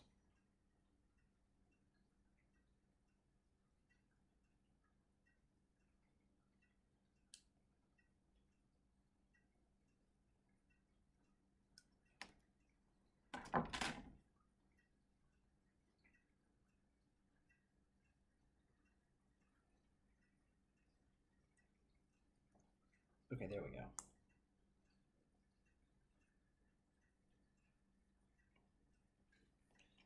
This room, okay. Or should I stand?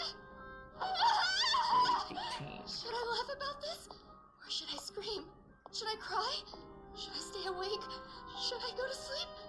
Wait, should I blink? Should I breathe? How am I supposed to make a decision? I saw the job listing posted and came for an interview. My name is Mitsu Uchida. It's a pleasure to meet you. to... Are you sure you understand everything this job would entail you to do? Yes. I ask because the attendants we've hired thus far haven't lasted very long. They can't keep up with all of Mayumi's questions. In any case, it's best if you meet her yourself. I don't know what I'm supposed to do anymore! Should I be standing or should I be sitting? Maybe I should be lying down, but on my chest or on my back. Please, sit down, Mayumi. How should I sit? On one of our chairs or over on the floor? Do I sit on my legs or cross-legged? What do I do? This is her normal. Still think you can manage it? Sure. Please, tell me what I should be doing right now. Yes, miss. Let's start by sitting on the bed. The bed? Okay, but how should I sit? Cross-legged? Just lower yourself onto it. The same way you'd sit in a chair. Now, take your hands off the wall. Walk towards the bed. And slowly take a seat. Good. I'm sitting down. Now what? What is it that I should do next? Oh, Keep going. Okay. Let's take a few deep breaths. It'll calm you down.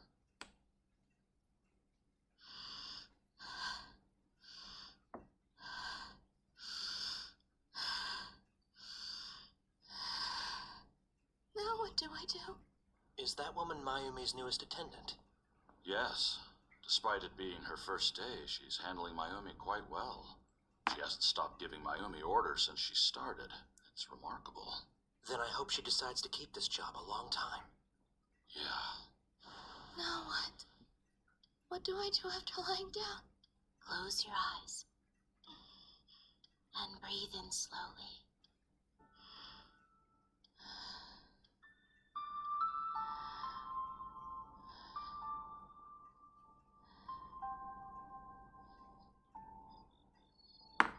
Miss Uchida, you have my utmost gratitude. Thanks to you, Mayumi was able to function all day. Are you able to come to work every day? Yes, I'll be back tomorrow at 8.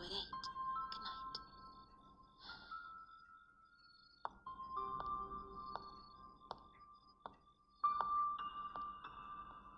It's already been a month. None of the assistants have lasted this long. She's not slacking off either, because Mayumi's mental condition has been stable this whole time.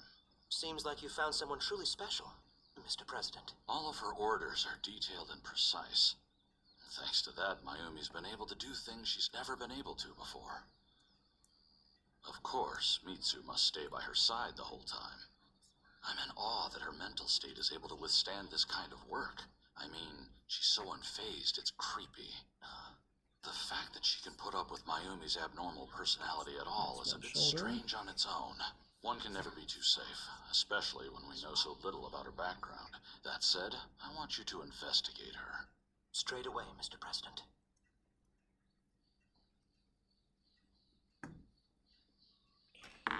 Okay, other shoulder. C9, D24, D25, and 6. Great job again today. I'm sure you must be exhausted. I'm fine. I'll see you tomorrow. Actually, I think you should take a break tomorrow. If we keep going like this, I'm worried about your health. Please, sir. I promise I'm fine. I feel like doing this work with her is finally giving me the chance to regain my original self. Let me work for your daughter's happiness. Please, sir. So be it. But please, don't overexert yourself too much. Sorry if this is intrusive. What caused that bruise on your face? Oh, this. It's nothing, really. Good night, sir.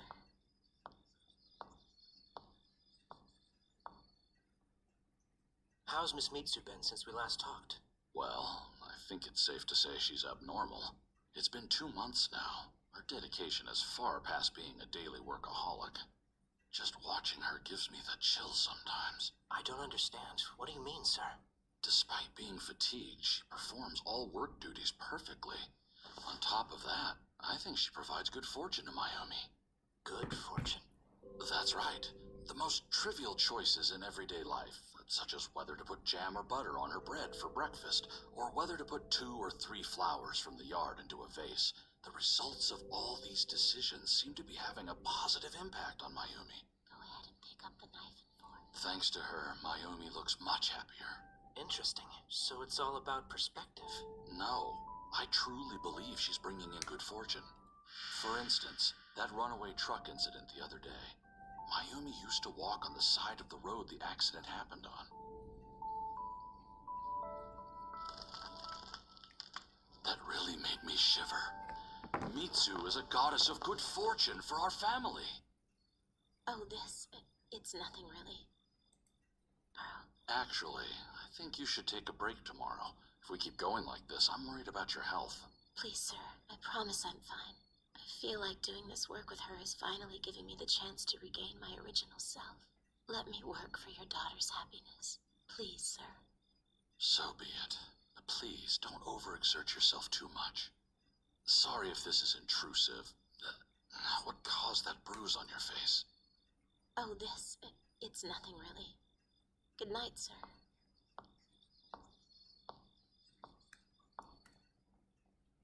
How's Miss Mitsu been since we last talked? Well, I think it's safe to say she's abnormal. It's been 2 months now. Her dedication is far past being a daily workaholic.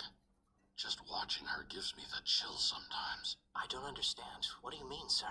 Despite being fatigued, she performs all work duties perfectly. On top of that, I think she provides good fortune to Mayumi. Good fortune? That's right. The most trivial choices in everyday life, such as whether to put jam or butter on her bread for breakfast, or whether to put 2 or 3 flowers from the yard into a vase. The results of all these decisions seem to be having a positive impact on Mayumi. Go ahead and pick up the knife and fork. Thanks to her, Mayumi looks much happier. Interesting. So it's all about perspective. No, I truly believe she's bringing in good fortune. For instance, that runaway truck incident the other day. Mayumi used to walk on the side of the road the accident happened on. 11, A17. That really made me shiver. Mitsu is a goddess of good fortune for our family. Right. I figured you wouldn't believe me. Once you see Mitsu for yourself, you'll understand. Daddy, can I come in? Come in. We were just talking about you.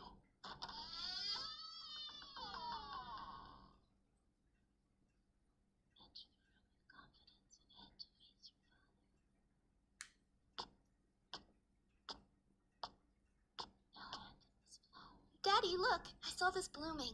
I picked it for you. I see. Thank you, dear. I'm certain this flower will bring our family good fortune. Mitsu looks terrible. Your father, so we can go back to your room for some.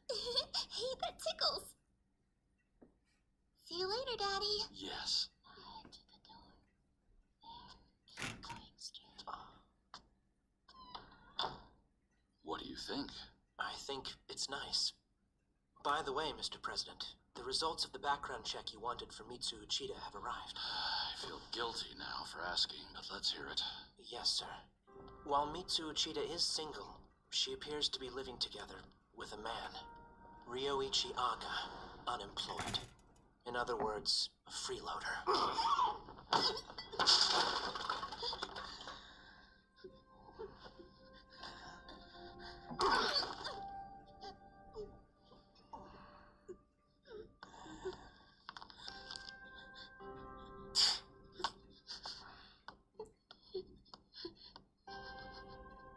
Her work as the attendant for your daughter seems to have been forced on her by Aga after he saw how good the pay was.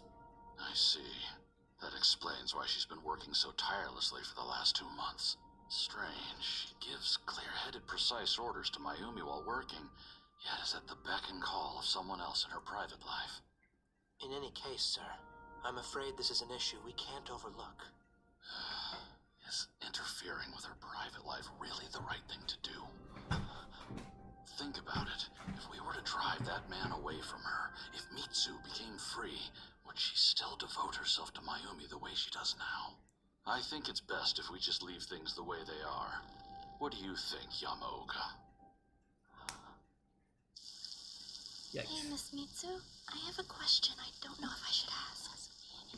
It's about me and whether or not you think I'll be able to live all by myself someday. Really? But But is that something to celebrate, or something to be melancholy about?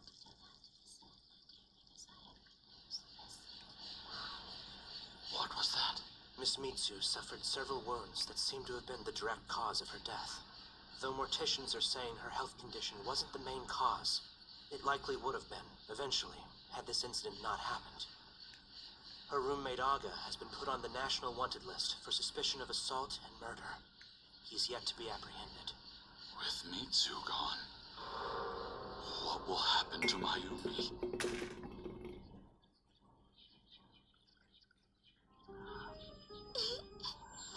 Hey, that tickles!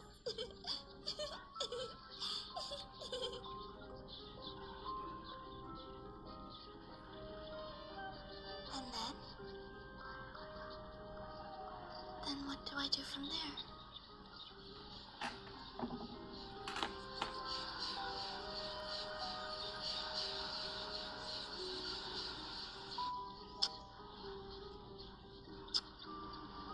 Like this?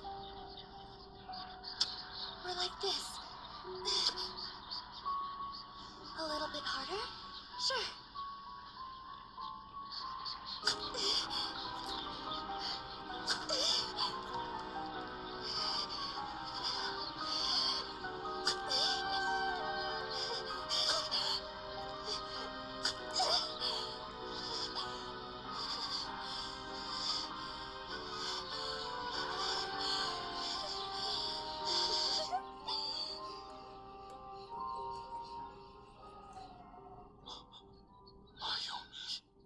Sorry, Daddy.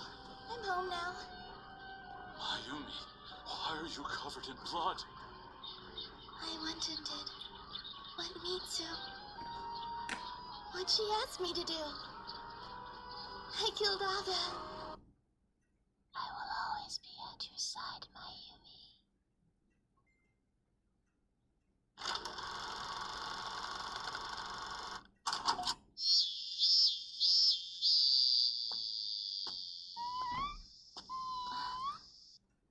Check this.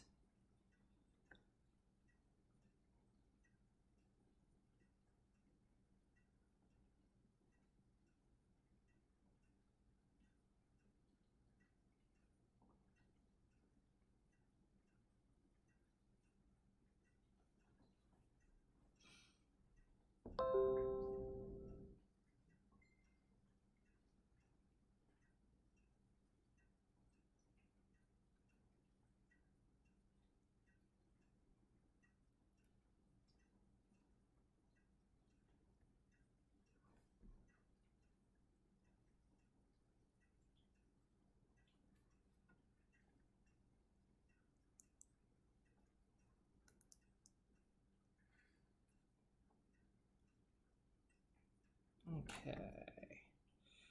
Shoulder pads, slide onto the shoulders, like so. I took the shoulder part because I thought I put the thing in the wrong way, but I did put it in the right way after all, so that's good. Shoulder pads there. Now I build the head.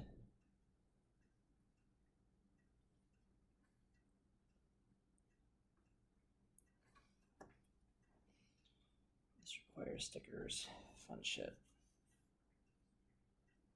This is small. But intricate.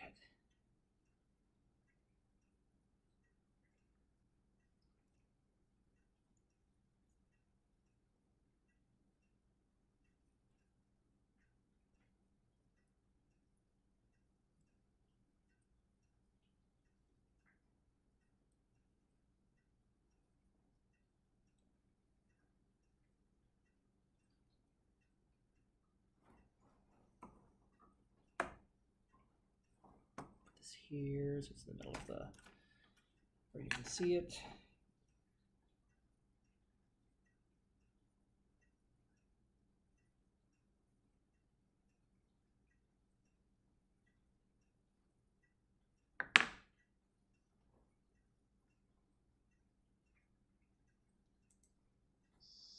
Oh, how cute! A stray kitten! What are you doing out here all alone? I'm home. Welcome home, Dad. Huh? Where'd that cat come from? Sayuri brought it home today. I couldn't leave him. Can we please keep it here, Dad? He is cute, isn't he? Yeah, we can keep him. As long as you take care of him. Alright! What's its name? I already picked one for him. Coron! Oh god, this is a Weechi episode.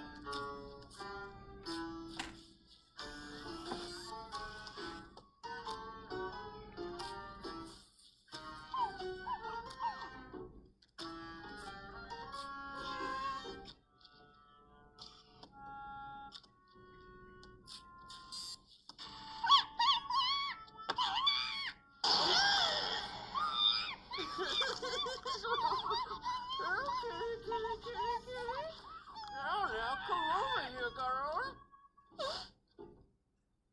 Oh.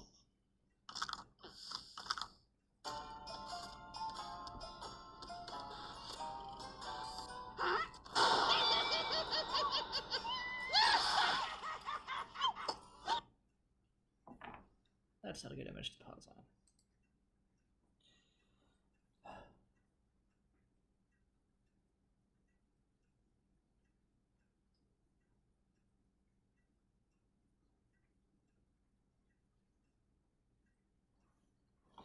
I've got choices here.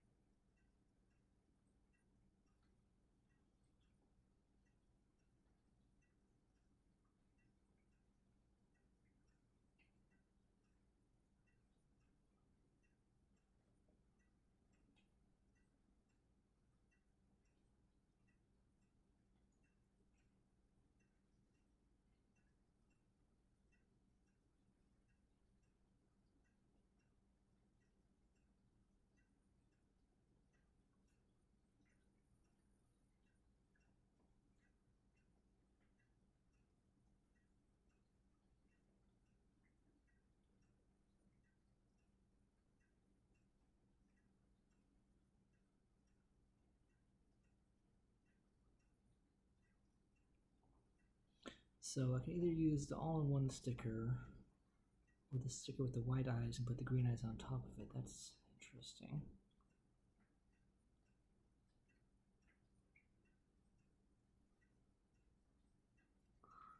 Let's see, all-in-one.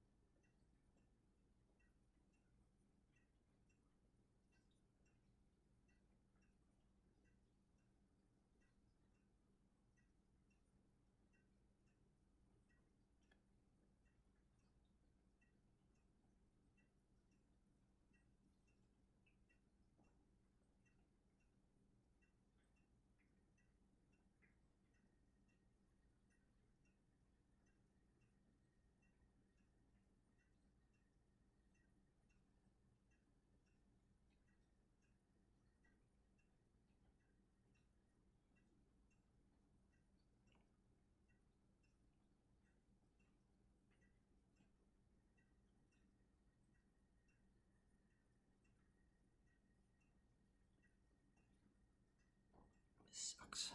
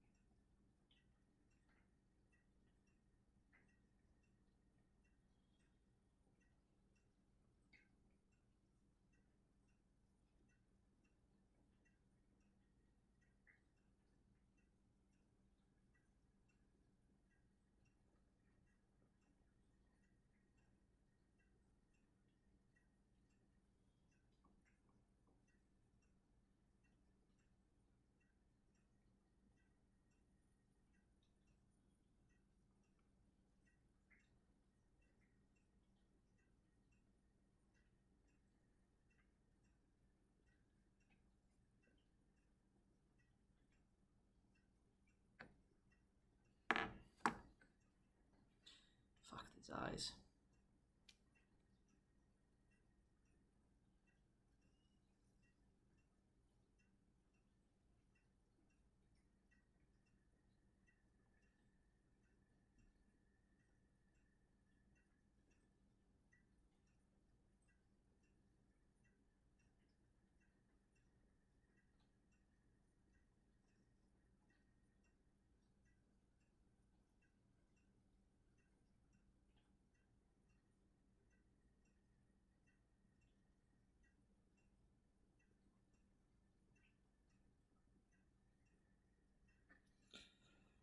Okay.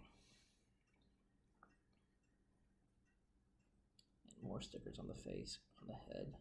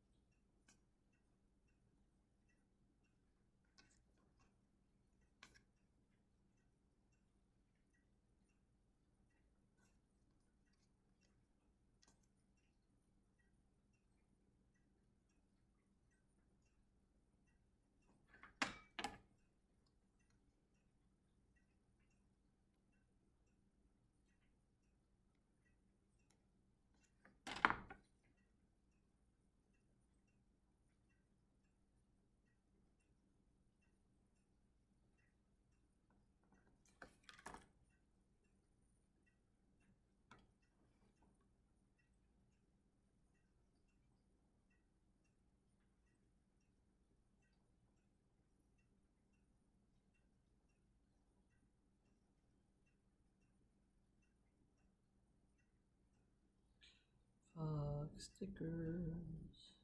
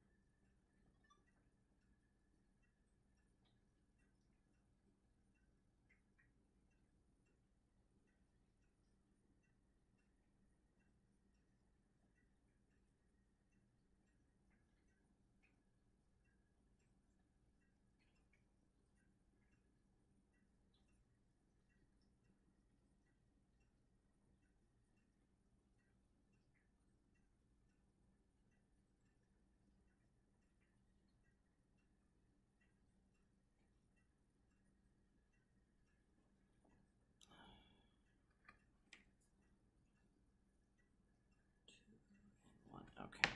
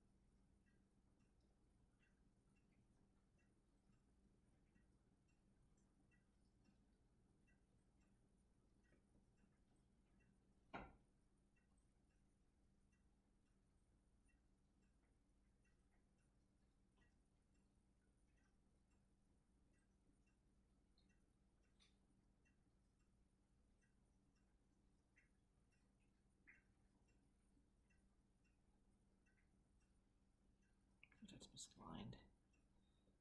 Somehow I can't tell.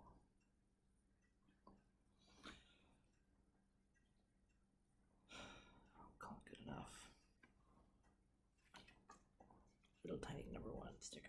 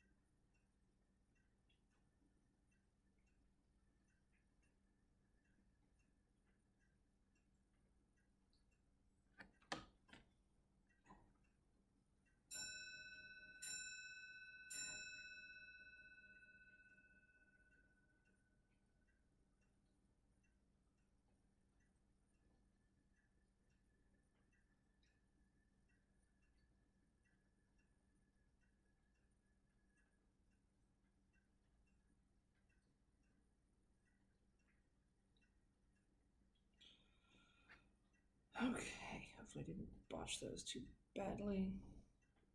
Let's put this head together.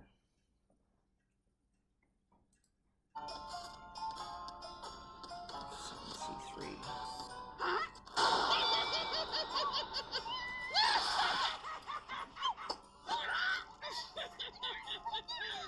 Do you surrender? Let this be a lesson as to what happens when you disobey me!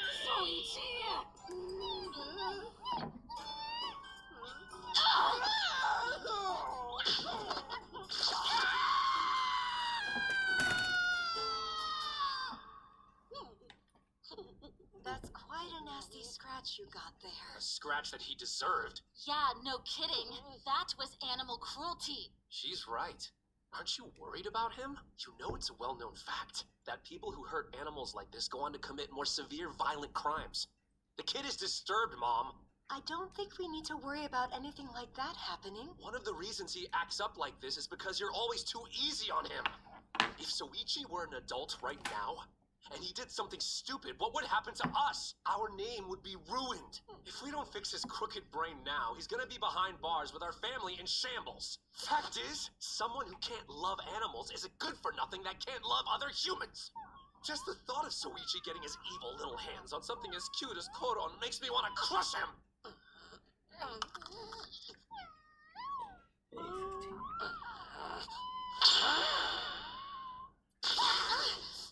Did you get shocked just now? Oh, that's just a bit of static electricity. I actually got shocked earlier.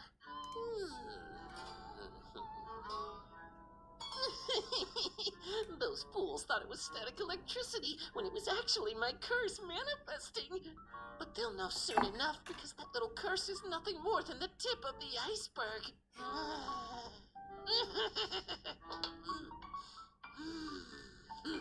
May you be cursed. May you be cursed. Sayuri, where's Koron? Huh? He was here earlier. Here, kitty boo.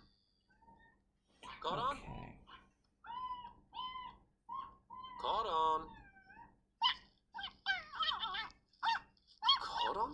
What in the world are you doing?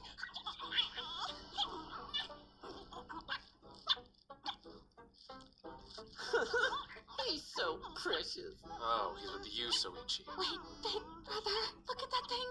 The cat toy he has is a dead snake. That's right. The stray cat can't help but be captivated by this snake. You idiots! Go throw that thing away! I swear, you're gonna get cursed by that snake if you keep playing with it. If it can curse me, I'd love for it to. Soichi! Koron, stop! You shouldn't eat stuff like that. Hurry, do something, big brother.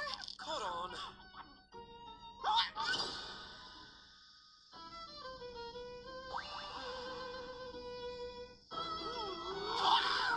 Oh, my goodness. What's wrong? Where did it find a centipede that big around here? Koron's been weird lately. What happened? We just have to accept it's in its natural form now. It's a feral cat.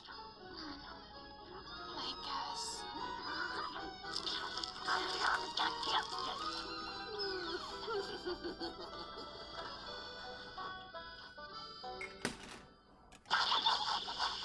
Koron, stop! Don't scratch that, please! Koron! There's nothing we can do. The entire house has already been shredded. We have to repaper the screen doors. He wasn't acting out like this until just recently.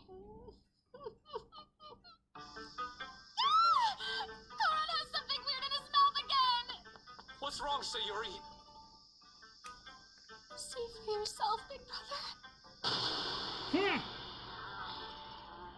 Koron! What in the world is that creature? Oh no, you don't eat stuff like that! No way!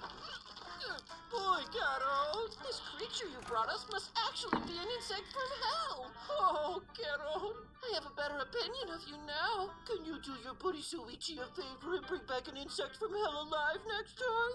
Will you stop spouting nonsense? It's probably just from another country or something. And his name isn't Garon, it's Koron. Oh, good, Garo.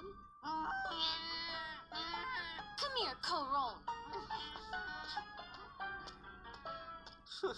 My curse seems to be manifesting itself more and more with each passing day. Koichi, why did you seal off the entire house like this? I'm trying to keep Koron from leaving the house so it doesn't bring something weird back here in its mouth again. Is it just me, or is it stuffy in here today?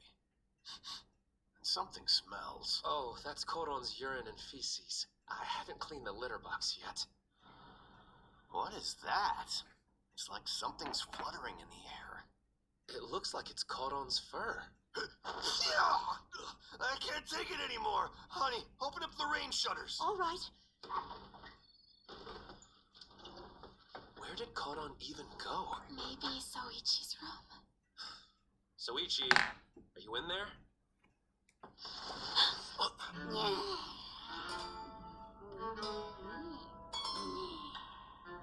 You two were right. Animals are just the cutest. And if this cat's getting attached to me, it must mean I'm a pretty nice human, you think? Coron,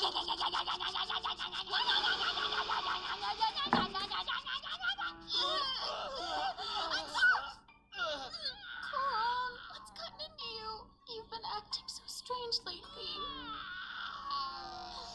Come here, let me get you down. What did I do? Soichi! What did you do to Koron? Hand him over! Why would I want to do that? Because I said so!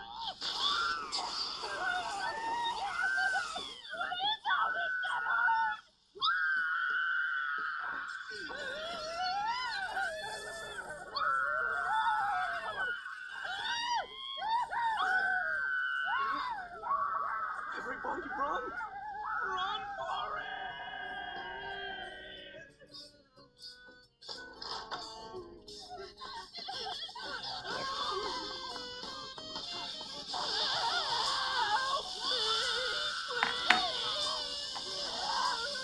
Okay, so 20 and 21.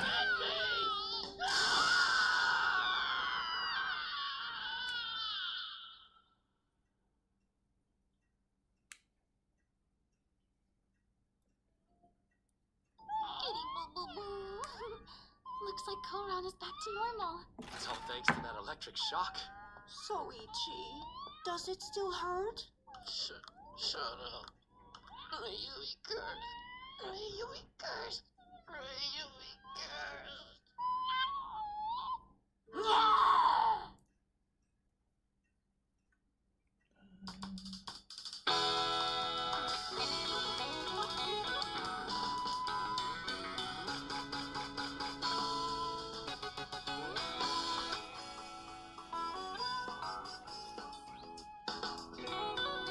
Oh, I was like, okay. Not fitting. This. Okay, there we go. Let's see if I have pressed off until I get these parts in. It's getting way too much for my comfort.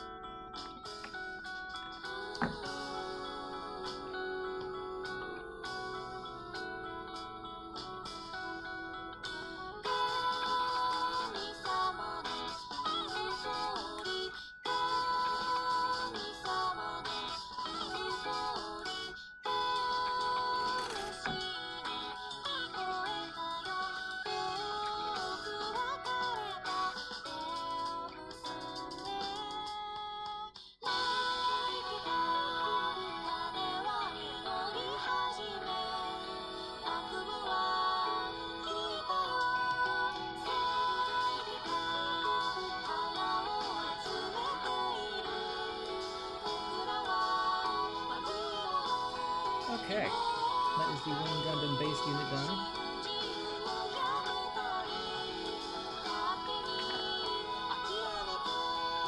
A lot of stickers on apply, but that's the gist of it. Got a whole bunch of stuff left to do.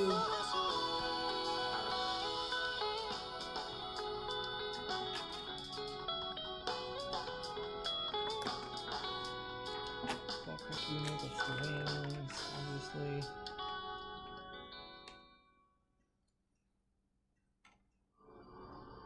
So the weapons.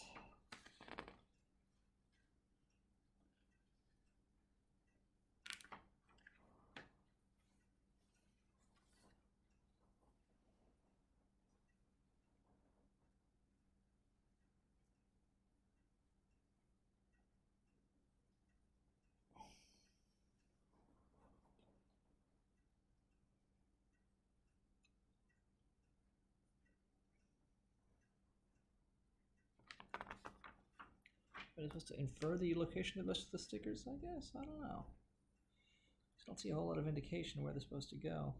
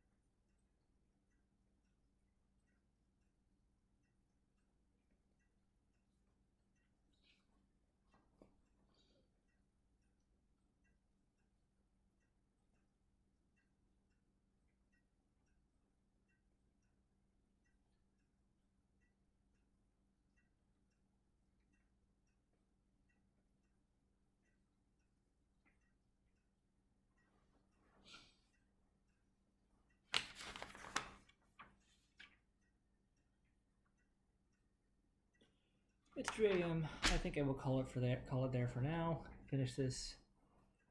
And probably do part 2 next time. All right.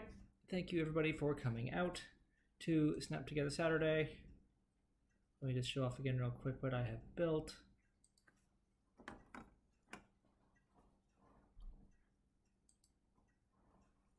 Here it is so far. The Wing Gundam. Main body. Super articulated. I can get the joints to bend. It's got butterfly joints.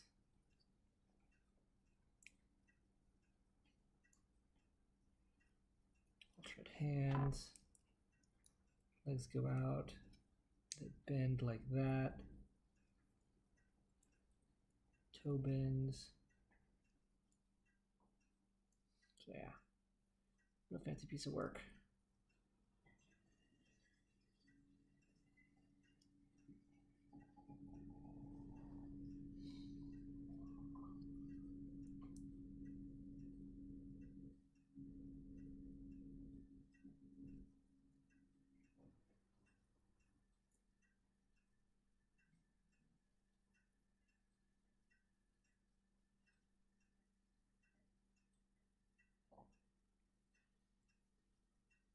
Double check the arm articulation here.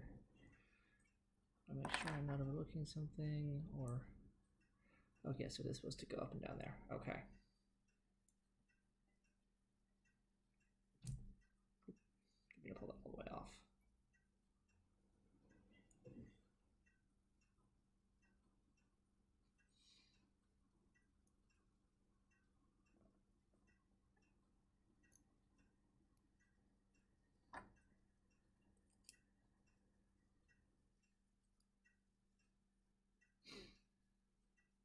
So as it stands right now, this is a regular Gundam. Nothing remarkable. I'm gonna build a wing pack. I don't really feel like waiting a week for this. So we shall see. Might try to do it tomorrow. We'll just see.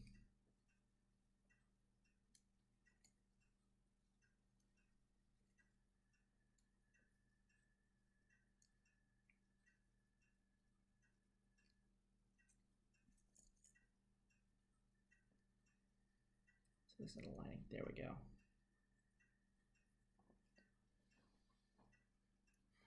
So I don't really want to build it now, but let's just be. Let's not.